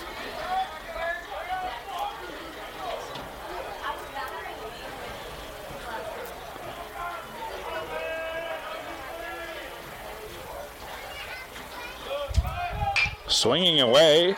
Ground ball to Gray. To second for one. And not hard enough hit to turn the double play.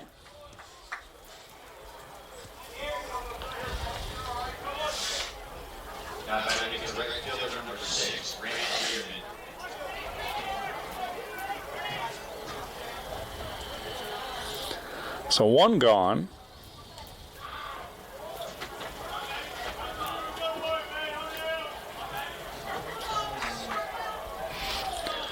The batter is Dearman, 0 for 3.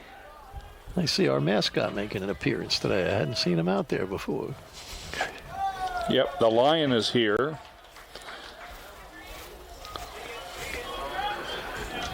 And if you're paying attention at home or wondering at home, why would we have a lion as a mascot when they're the Saints? Bridge of Lions, I'm guessing.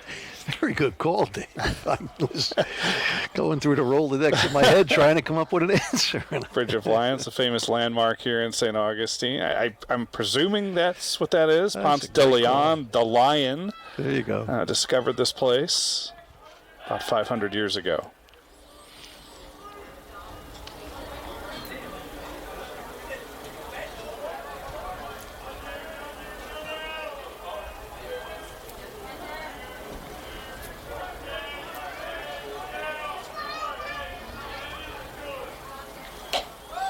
Big cut and a miss.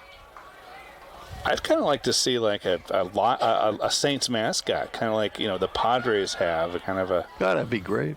Yeah. The lion works.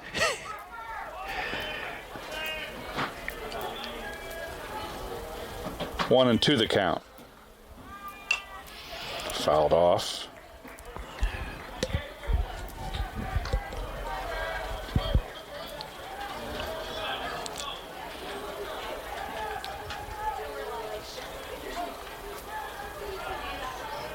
Is Dearman even in the box with that right foot? Very close. Very close. Very unique stance.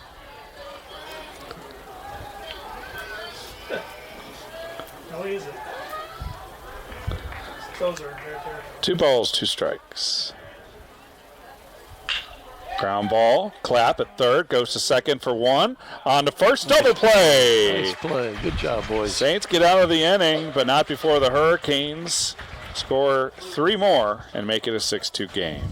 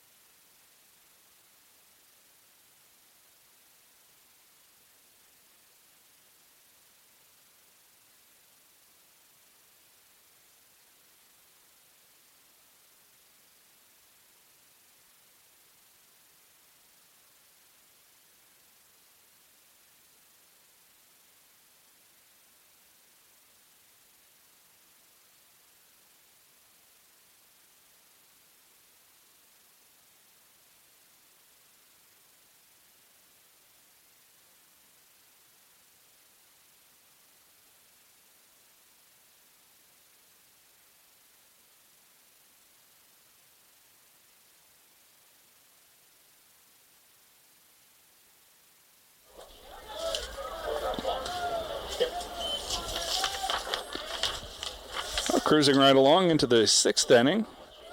Matthew Burke leads it off for the Saints.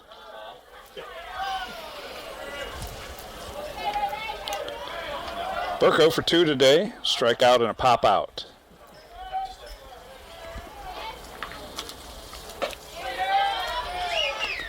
And Houston continues on.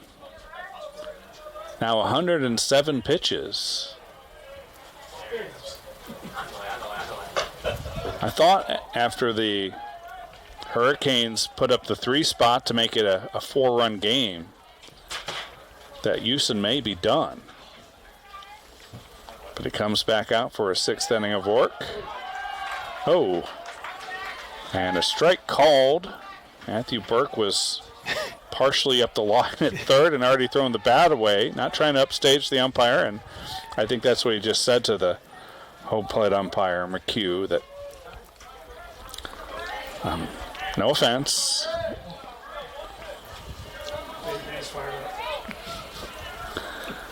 3-2. Fly ball to left. But right at the wall it's caught, and right into the wind was that ball hit. That's right. That's right.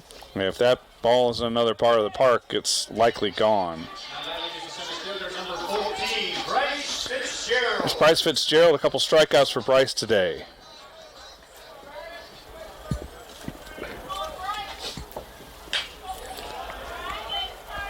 Fouls one off. Is just joining us. Hurricanes got 3 runs in the 1st inning. And then lots of zeros as the pitchers settle down.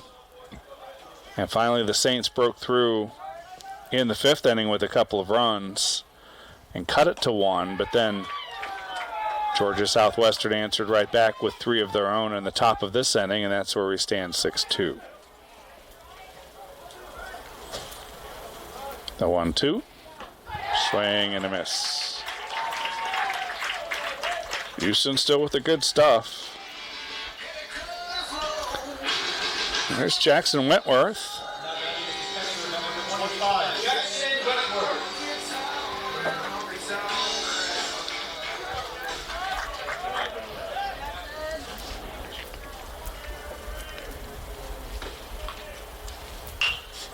And a base hit. No. Oh, thought that had snuck over the second baseman, but Lee hung with it and makes the grab. The Saints go in order in the 6th.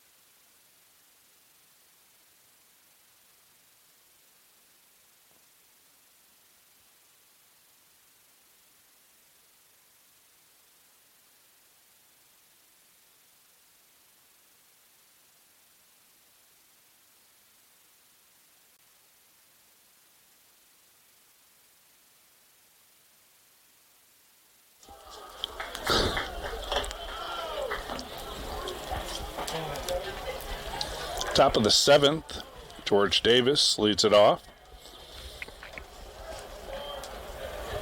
2 for 3, including that 2-run home run in the 1st. Sharply hit past Clapp. Nice effort. 3-hit day for Davis.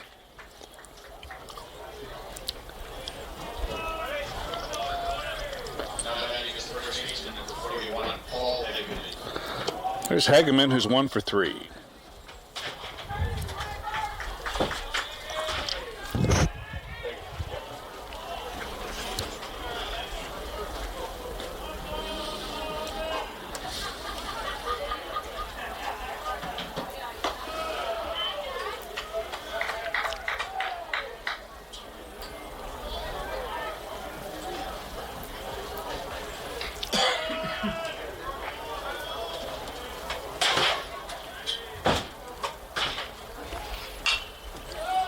Sky high pop up. First baseman. Matthew Burke makes the call as it collides with Clapp. And Burke makes the catch. Clapp is a little shaken up on the play.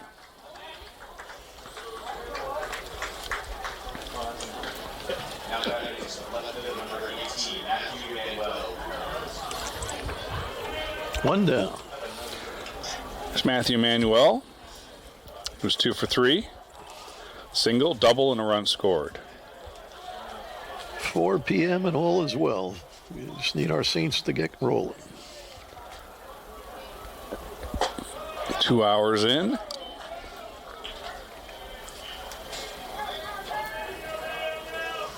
Was it yesterday's game that was so fast, John? Yeah, 146. 146? Wow. Which is the fastest game, in about a year? Since the Claflin game last year, if I'm not mistaken. Yeah.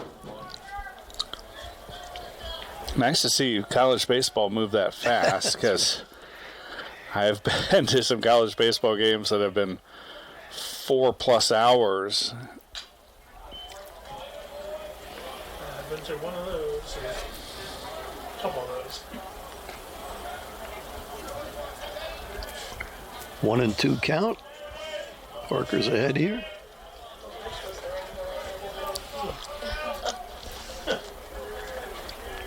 We had one with Aiken a number of years ago. This is inside. 2 balls and 2 Doubleheader on strikes. Saturday, and we had to resume Friday's game. So we played 2.5 games in one day. Oh, okay.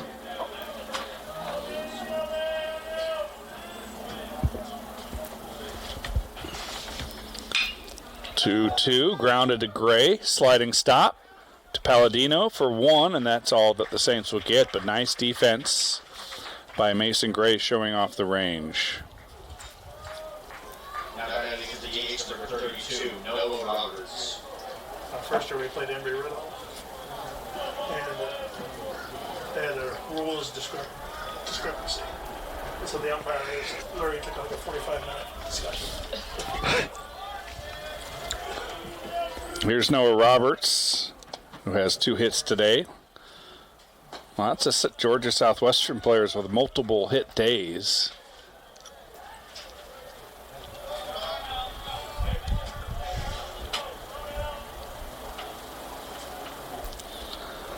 Four Hurricanes have had at least 2 hits. And Blindstrup and Davis with 3 hits apiece. Riddle's batting out of order. They've been taken out of the game and came back in. 14 total hits for the Hurricanes, 5 for the Saints in this 6-2 game. If that first pitch is done, it's over. And to the second pitch, and then that killed him. Oh, that hit him. Got him up high. Did that catch his head? I thought it did, but Yeah, it didn't I thought make so the too. sound I was expecting. Exactly. I think it might have just got him on the shoulder, but he ducked away maybe just in time. So the inning continues. Now 2 on for Calvin Alexander. An RBI single his last time up.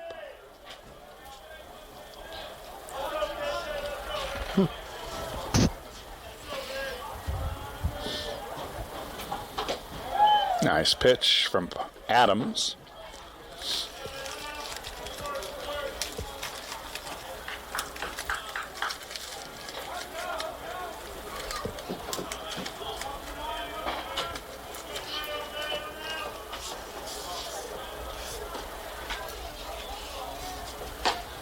Yeah. Another good one.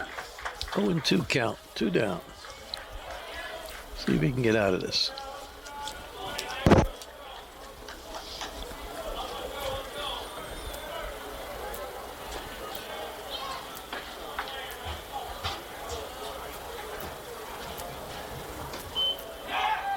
Throw behind the runner. They've got him leaning the wrong way, then throw back to first, and everyone's safe.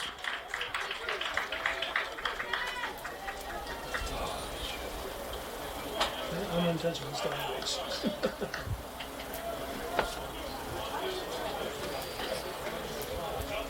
Manuel at third, Roberts at first. They don't throw the ball. Get around it.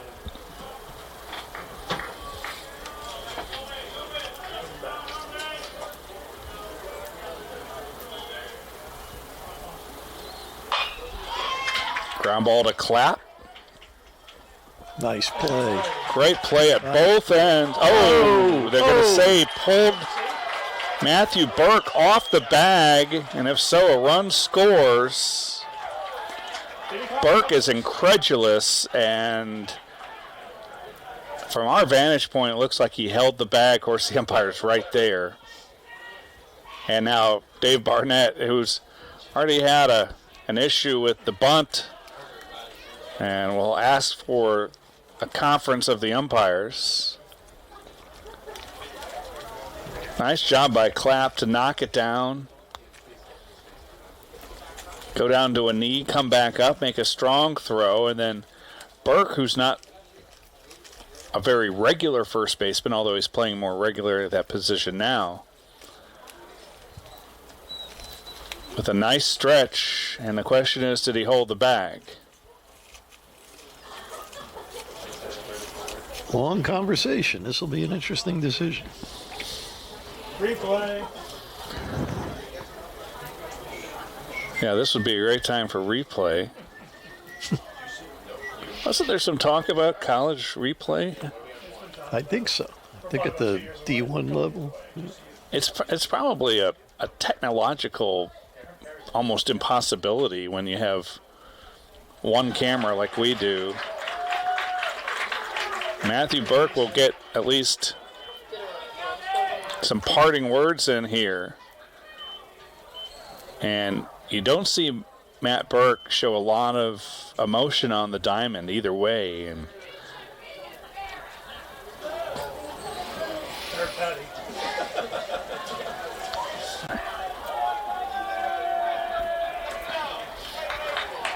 Coach Barnett still making his case. You know, I think he's got a beef. He's got a point. And we are the home broadcast here, but It's a good thing we don't have a field mic.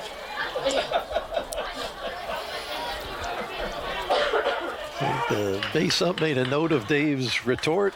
oh, you're right. He did, didn't he?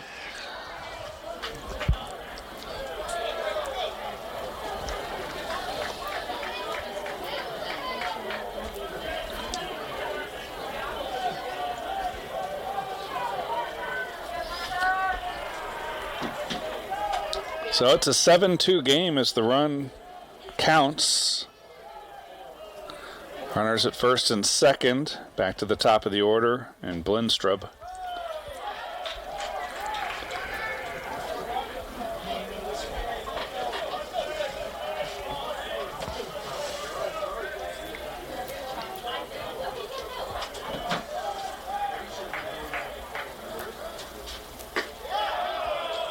Ooh. Pitch misses off the outside edge. And starting to hear some raised voices. I think both from the Flagler dugout and from the stands. We are home, right?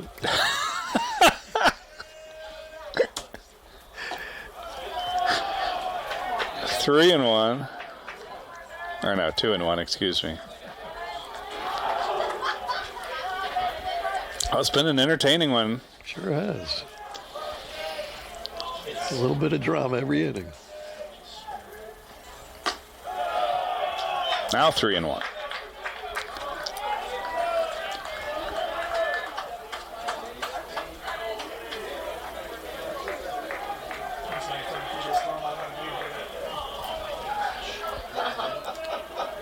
Lindstrom has 3 hits today, including a double.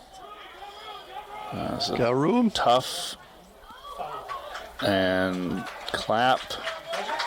They made the catch somehow, falling back into the field of play as he did it. A spectacular ending to a contentious frame. 7-2, Georgia Southwestern.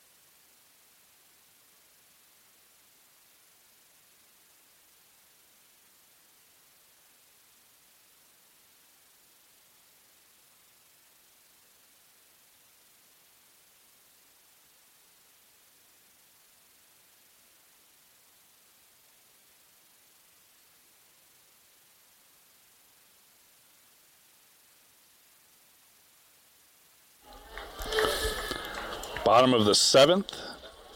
7-2 Georgia Southwestern. Donovan Garcia leads it off against a new pitcher for Georgia Southwestern, Mike Mondui. Second pitch, excuse me. And a line drive base hit. Second hit of the day for Garcia.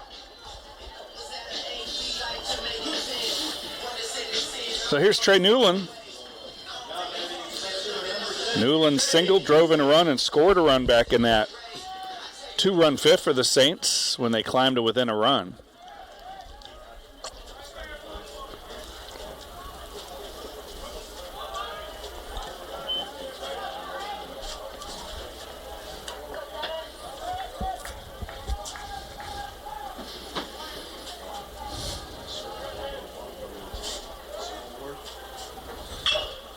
Sawed off into right field, and Dearman was in the right spot for it.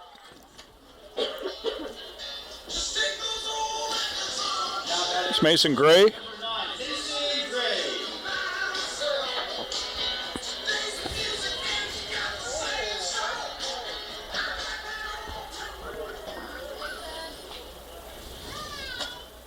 Shows bunt, pulls it back.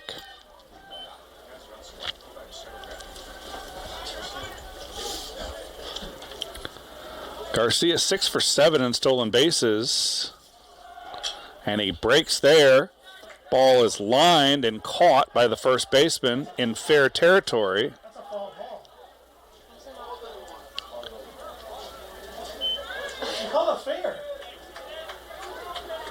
They called it fair. How is that fair? Wow. Oh my word. That's awful. That's awful. So not caught in the air. One hopped and then touches the bag, I guess is the call. Who knows at this point?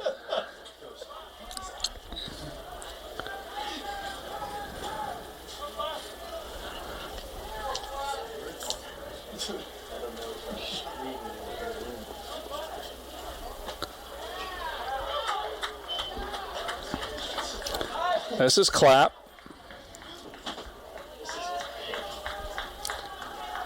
They're quickly 2 gone.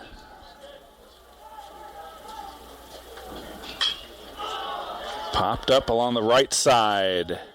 Second baseman, long run. Right fielder, Dearman takes it. Saints get a hit. They continue to trail 7-2.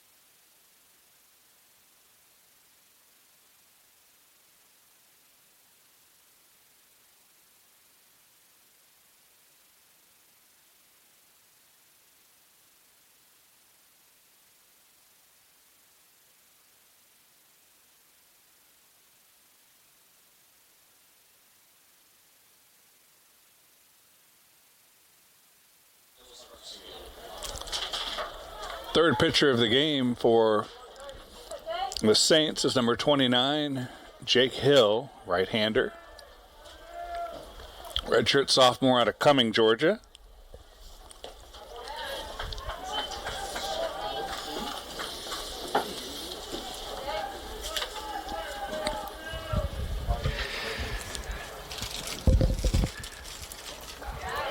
Sure is good to be back.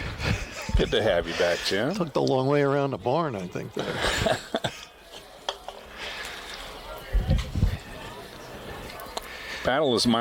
batter is Miles Hartsfield. He's behind 0-2. Strike 3 called. And a little bit of a delayed call as the umpires aren't having their best day. Let's just leave it at that. It's a hard job. I would not want the job. It is a tough job. God bless them. Have you ever done the umpiring? Not for long. I'd much rather have the coaching job and have players not happy batting ninth and minor issues like that. The shortstop screaming at me when I don't call a double play. Sawed off right to Mason Gray. Quickly 2 gone.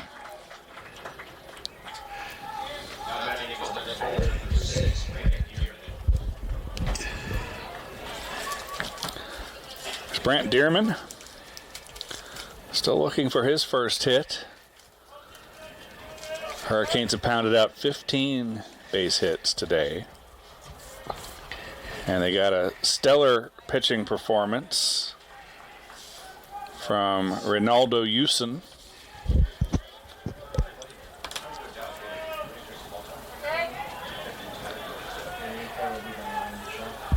Houston went 6 innings through 115 pitches. Wow. Gave up 5 hits, a couple of runs, 1 of them earned, 2 walks, 8 strikeouts. That's a pro workload. Yeah, it really That's is. a full workload. Yeah.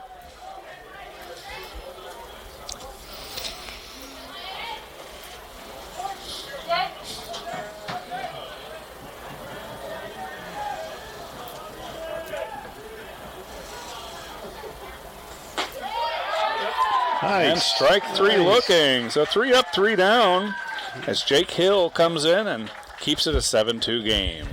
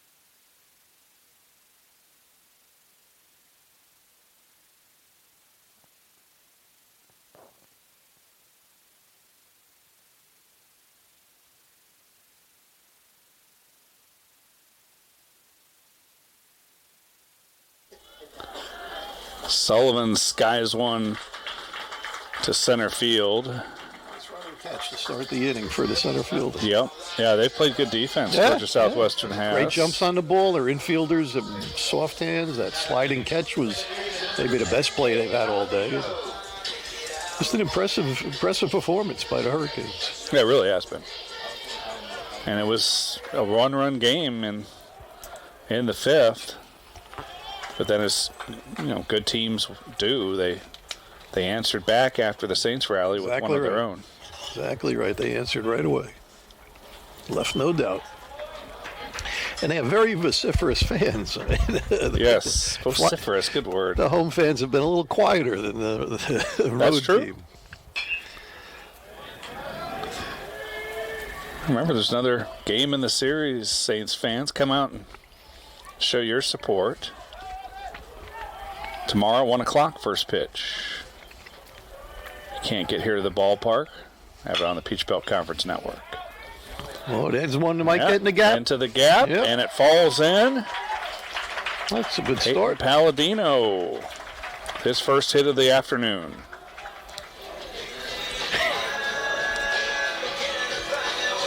So here's Matthew Burke.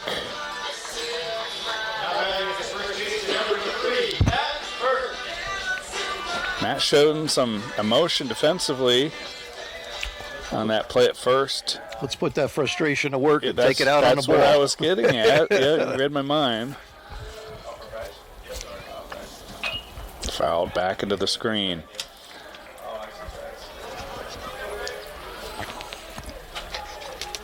Burke, the steady senior from Kingwood, Texas. There you go. Grounded, back up the middle, base hit. Palladino will score without a throw, and it's 7-3.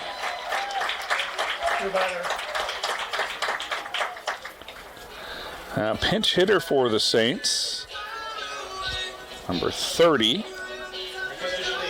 Will bat for Bryce Fitzgerald. Luke Wellborn, hero last night.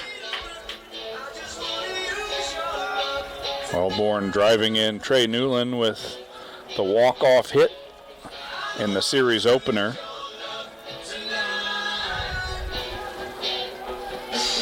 Big lefty out of Locust Grove, Georgia. Wow. Sounds charming. Wow.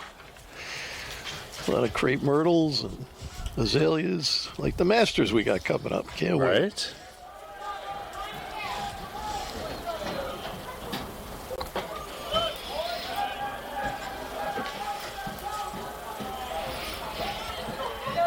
I would start singing a few choruses of Georgia, but I want to keep our fans listening.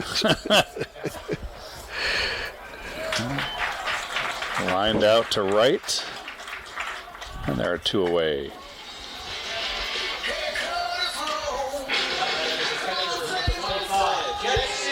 Jackson Wentworth.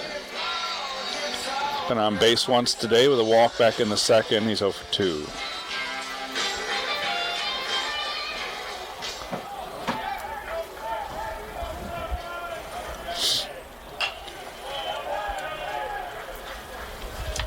Well, Georgia Southwestern hangs on, and there's still a lot of baseball left, or at least an inning plus.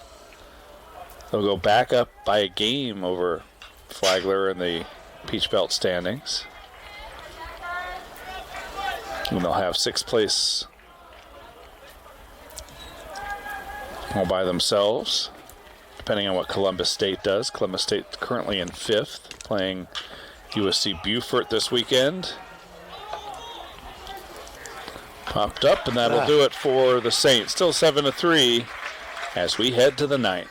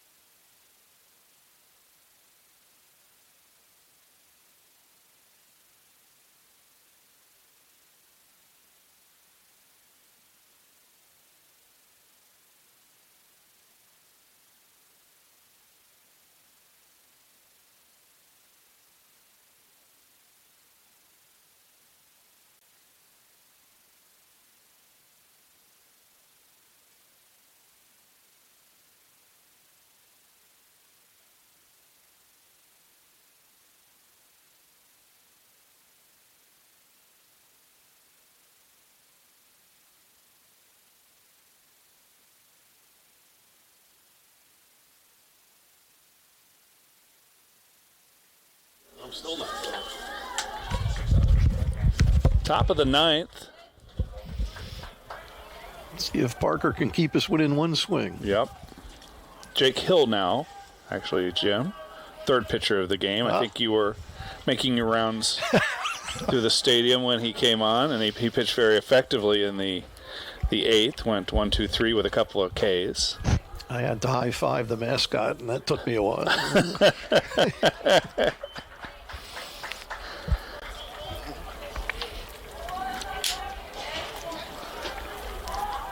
Cooper Smith started things off, went 5 innings, gave up 6 runs, struck out 5. Hitting to center, Caden Kresak just into the game, does not make the catch. And now the throw into second is tardy, as Davis has had himself a game. That's his 4th hit, 2 singles, a double, a home run.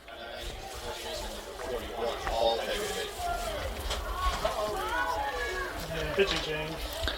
And looks like we'll have a pitching change. We'll step aside and introduce you to the new Saints hurler when we return.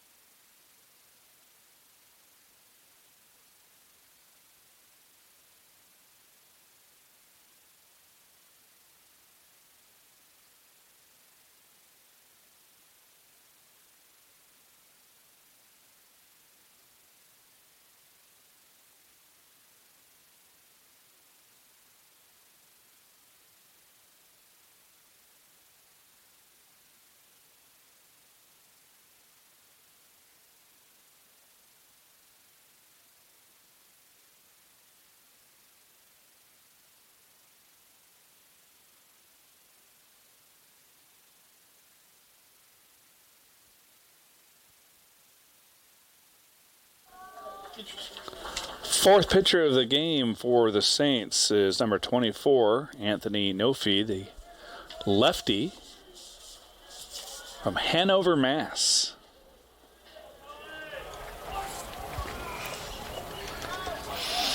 Facing Hageman. Trying to keep it a 4-run game and give the Saints a chance. That's right. One big swing. One swing and a bat. Right. That's right. Bases loaded. One swing can tie you up.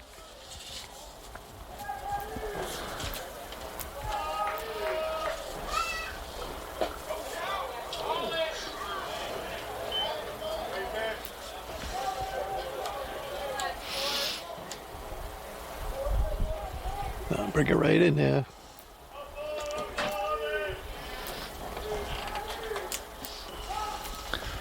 Davis with a leadoff double. Stands at second.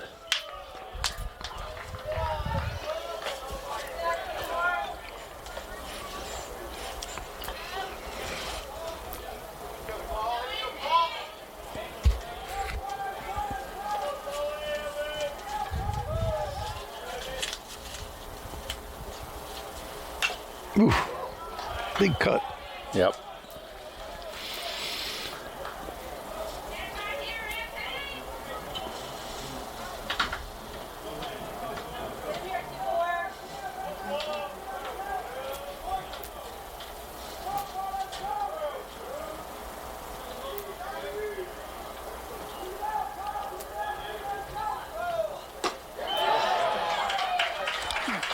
No, if he strikes him out. Big out there. Big out. Here's Matthew Manuel. 2 for 4 today. A couple of runs scored.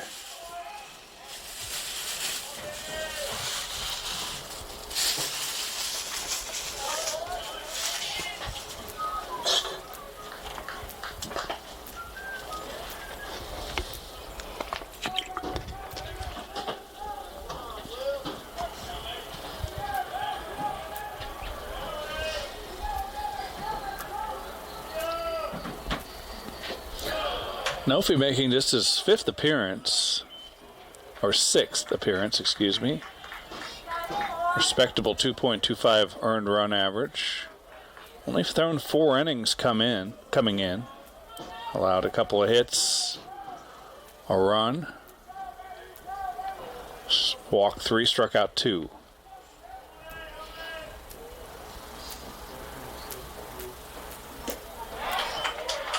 Look good so far. 22 on the count. 1-2.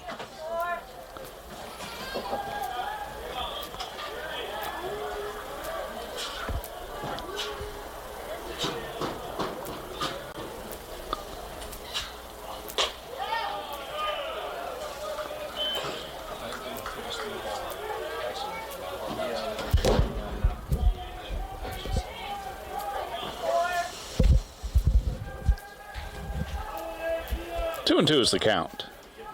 Nofi with a long look in.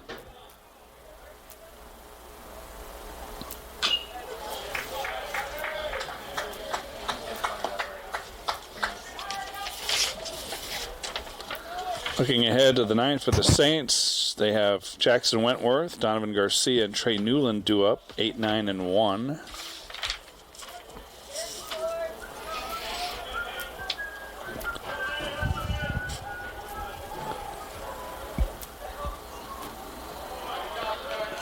Full count.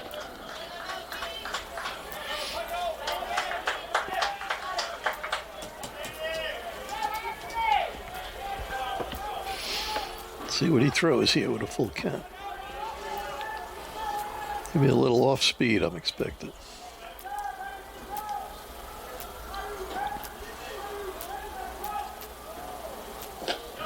And you were right. But he misses. And it's a base on balls for Manuel. There's Noah Roberts. A couple of singles today. Saints be looking to turn 2 here, get out of this. Pinch hitter. Pinch runner. Nothing. So Roberts will talk to the third base coach. Oh, pinch hitter. And a pinch hitter, I believe, is coming.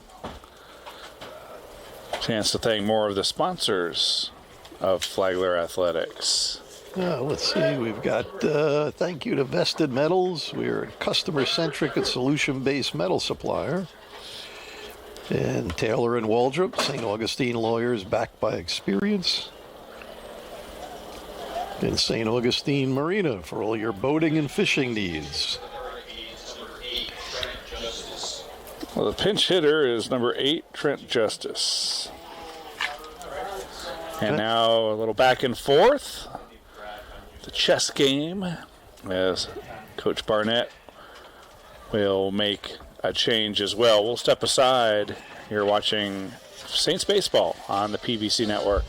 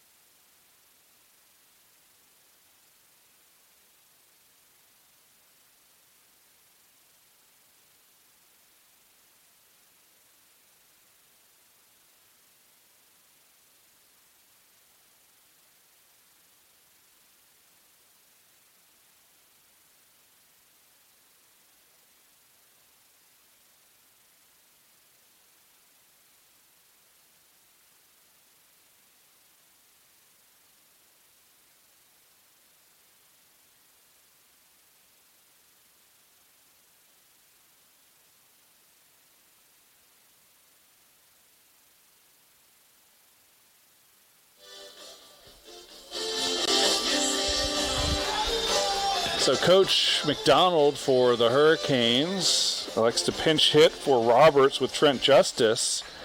And then in a corresponding move, and now another pinch hitter. So Justice doesn't even get a chance to swing the bat. Some real strategy here with the two coaches going. Okay.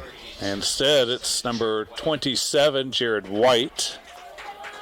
So they really seem to want to get this lefty-righty matchup.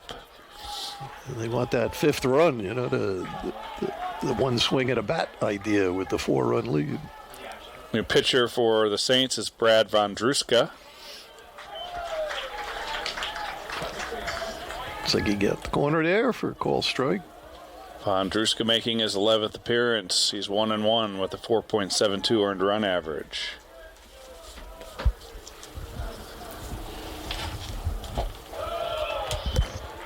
One ball and one strike.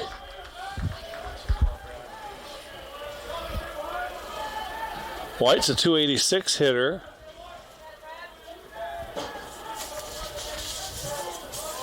Does have 6 home runs. Oh no, excuse me, 6 runs batted in. No home runs.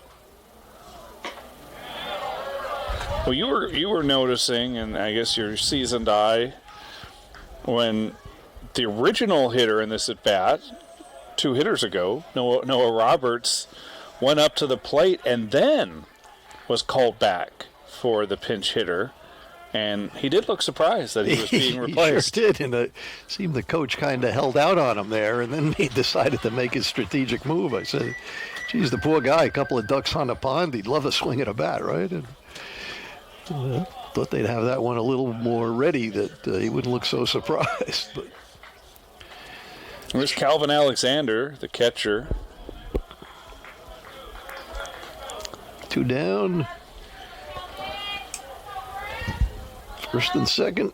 And it'll be interesting to see what Coach Barnett does with 8, 9, and 1 due up That's right. if he elects to go to his bench. Need base runners. Guys with the eye to get on.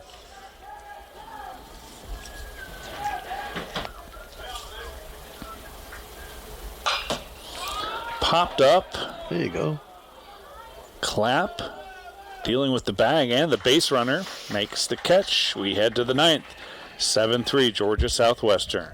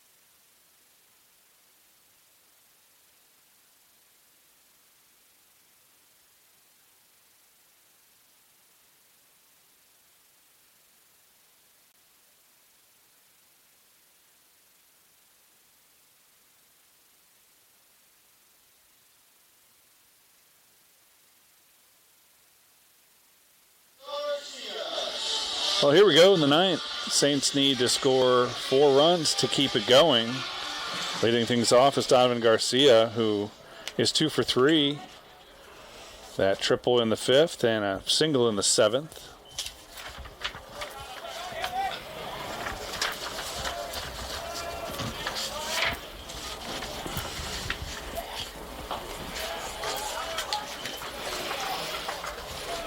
Tough pitch. Ooh. Dewey continues in relief for the Hurricanes. This is his 3rd inning of work. Garcia heading the count. So if I'm not mistaken, John, we've had this discussion. His save situation, right? Even though it's a 4-run game. 3 solid innings. 3 quality innings, I think. That's right. Otherwise, would it be a hold? Is that where it depends on? No, I think it holds same rules. Okay. Still has to be 3 runs. Okay.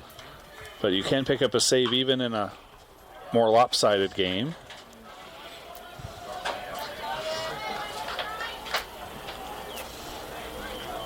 I only know that because of fantasy baseball, actually the hold rule.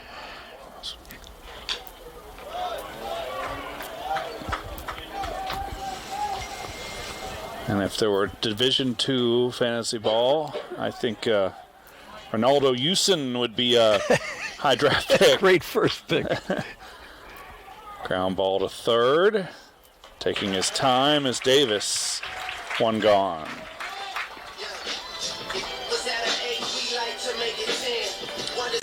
Now here's Newland. 1 for 4 today.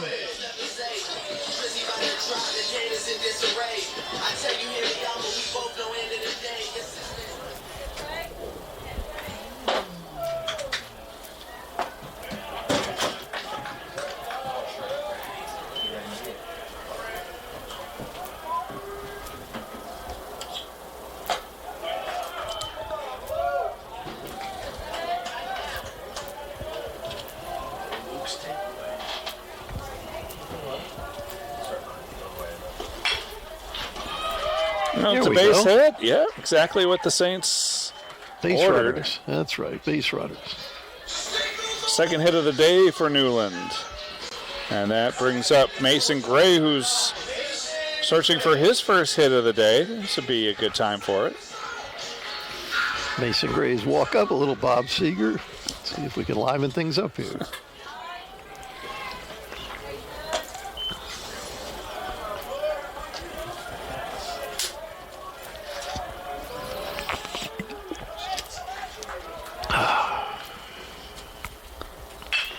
And a single back the other way. Back-to-back base hits for the Saints with one out. One more base runner and one swing rules in business. Right, and we're headed towards the meat of the order here with Clapp due up, the three-hitter. Had a double back in the first.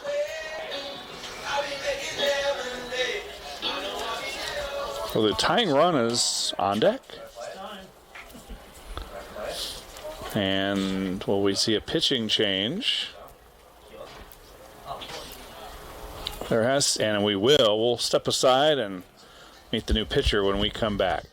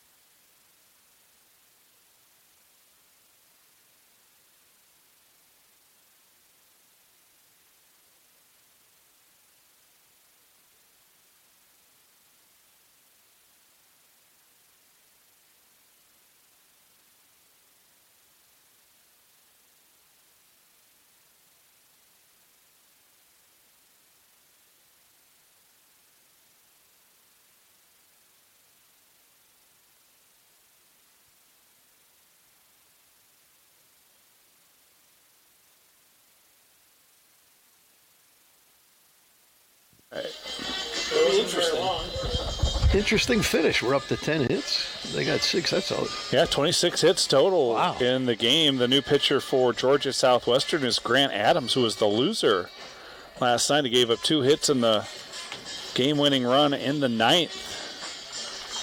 So see how his psyche is coming in a pressure-filled situation. A couple of base runners and Taylor Clapp up. Saints need to get one more base runner to bring the potential tying run to the plate. One gone here in the 9th. It's been a fun game.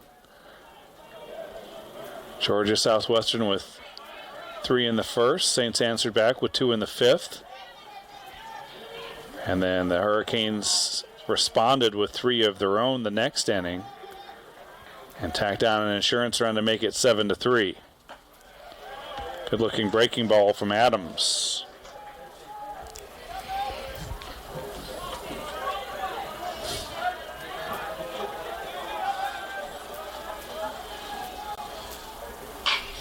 Hard hit foul. Woo. About 5 feet wide of the line. Thought we had our bases loaded situation almost.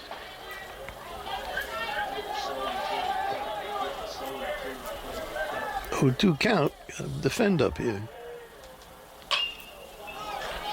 He spoils the pitch. Jesse Sullivan is on deck with his 2 hits today.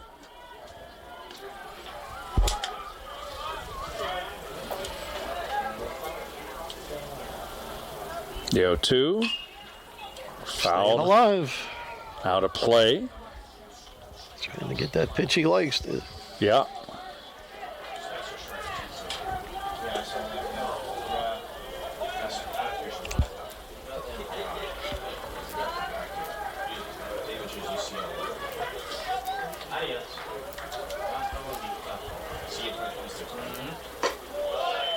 Way upstairs.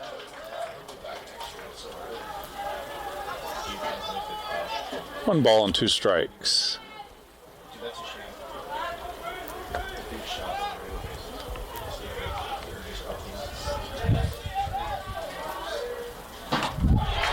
Swing and a miss.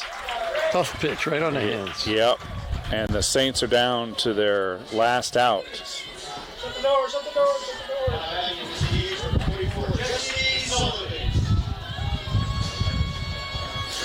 So it's all up to Jesse Sullivan to keep it going.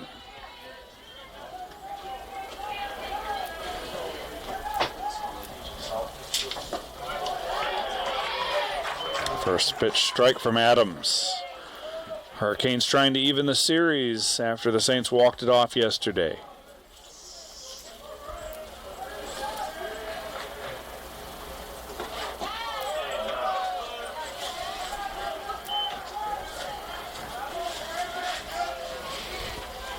One on one count. See what we get here.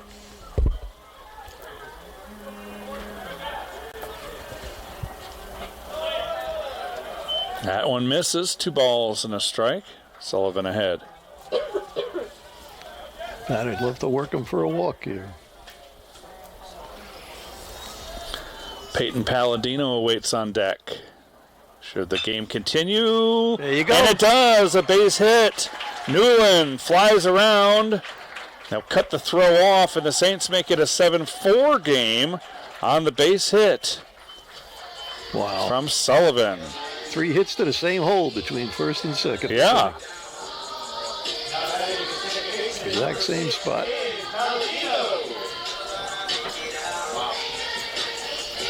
So here's Peyton Palladino.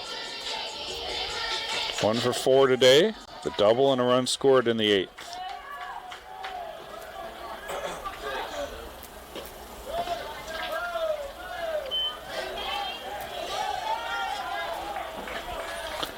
Mason Gray at second base, Sullivan at first.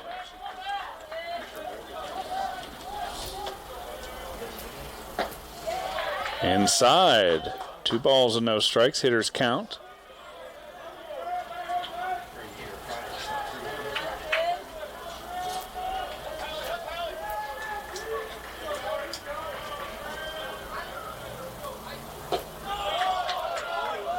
Three and 0. Ooh. Good eye there. Yeah, that was close.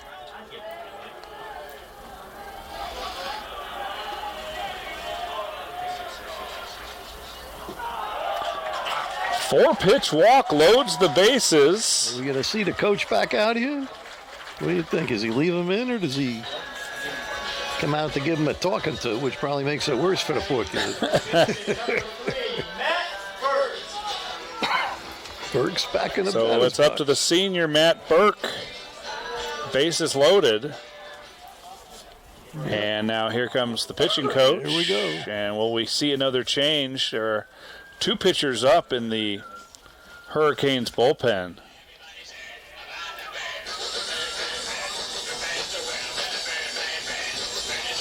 Looks like he's going to keep him in, huh?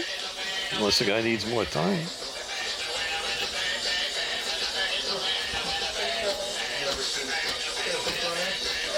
It's a chance for us to thank more of the sponsors of Flagler Athletics. Oh, let's see. We've got Hero of Florida, your partner for the complete equipment lifestyle. Hybrid design, advertising, graphic design, and marketing. We thank you. And UF Health St. John's Flagler Hospital. Excellence as a way of life. Thank you to all our sponsors. Got a pitch runner at first base. Phil Taylor.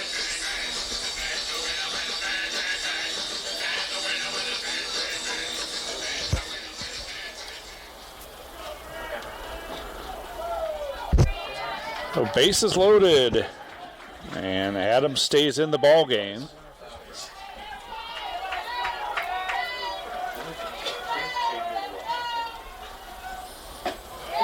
First pitch strike.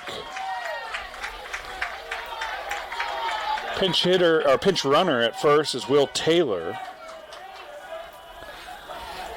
Tying run on first.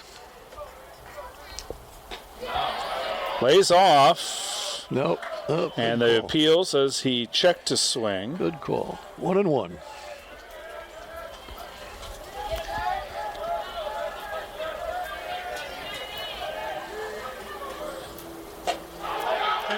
That hit him. Wow. And the Saints inch a run closer now, 7-5. Tying run on second in scoring position. Here we go.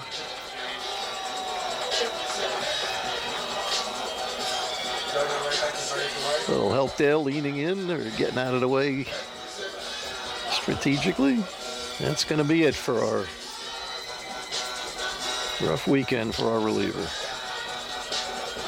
We'll step aside, come back, and introduce you to the new pitcher for Georgia Southwestern here on the PBC Network.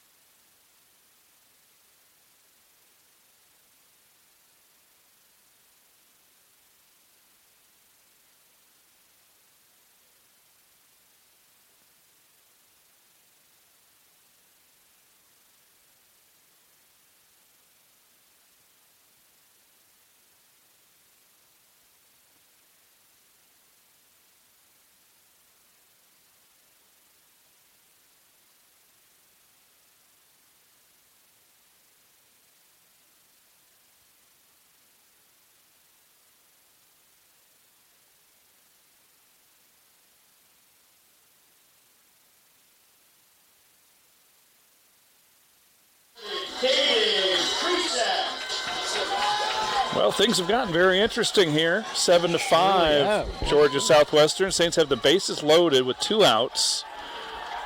And it's Caden Kresak. Kresak's first at bat. He came in as a pinch runner, then a defensive replacement. The new pitcher is Joseph Roden, who's also from Locust Grove, Georgia, as is Wellborn, and Wellborn would have been due up here if he hadn't been replaced. And instead it's Kresak facing Roden. 1-1 is the count. Oh! Got away there, a little bit high. Roden's 1-2 with a 5.19 earned run average. Hitters count here. Let's see what we do. Sullivan's at third. Will Taylor is at second. Matthew Burke at first. The 2-1. Outside. 3-1. No place to put him. Here we go, boys.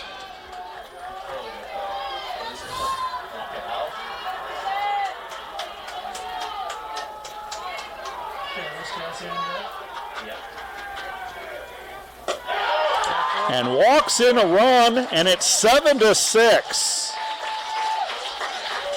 Great job by Kresak picking up the RBI. Hold on to your hats. Gonna have a big finish, it looks like.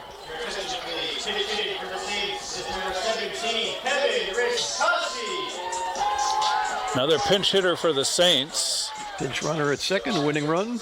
Kevin Riscassi is the batter.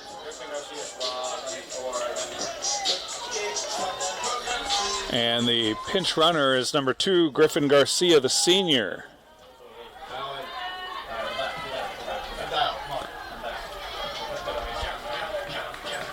Riscassi, a .262 hitter. He's driven in 15 on the season. See if he can make it 16 or 17.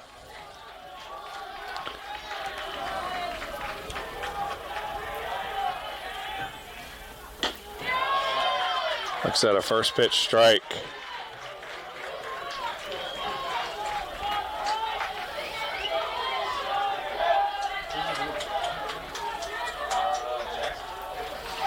Left fielder playing pretty deep out there. Saints down to their final strike.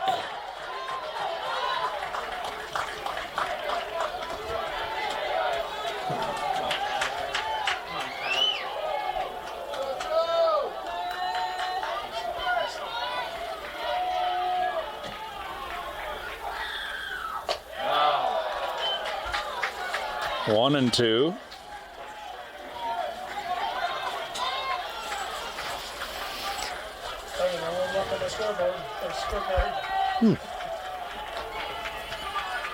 Here we go. And that's it. Roden shuts the door. 7-6. The Hurricanes are victorious as the Saints strand 3 and lose it by 1. Saints drop to 16-19 on the season, 9-8 in the PVC. Georgia Southwestern improves to 26-11 and 10-7. Wow. So Jim, your thoughts on the game? Great comeback by the Saints. Made it a chance to win. It was right there for them, but you got to tip your hat to Georgia Southwestern. They found a way to hang on and get the W. So for Jim Pegas and our producer, Oral Plexico, our sports information director, John Jordan, I'm Dave Wenda. 7-6, Georgia Southwestern wins it. Thanks for joining us, folks.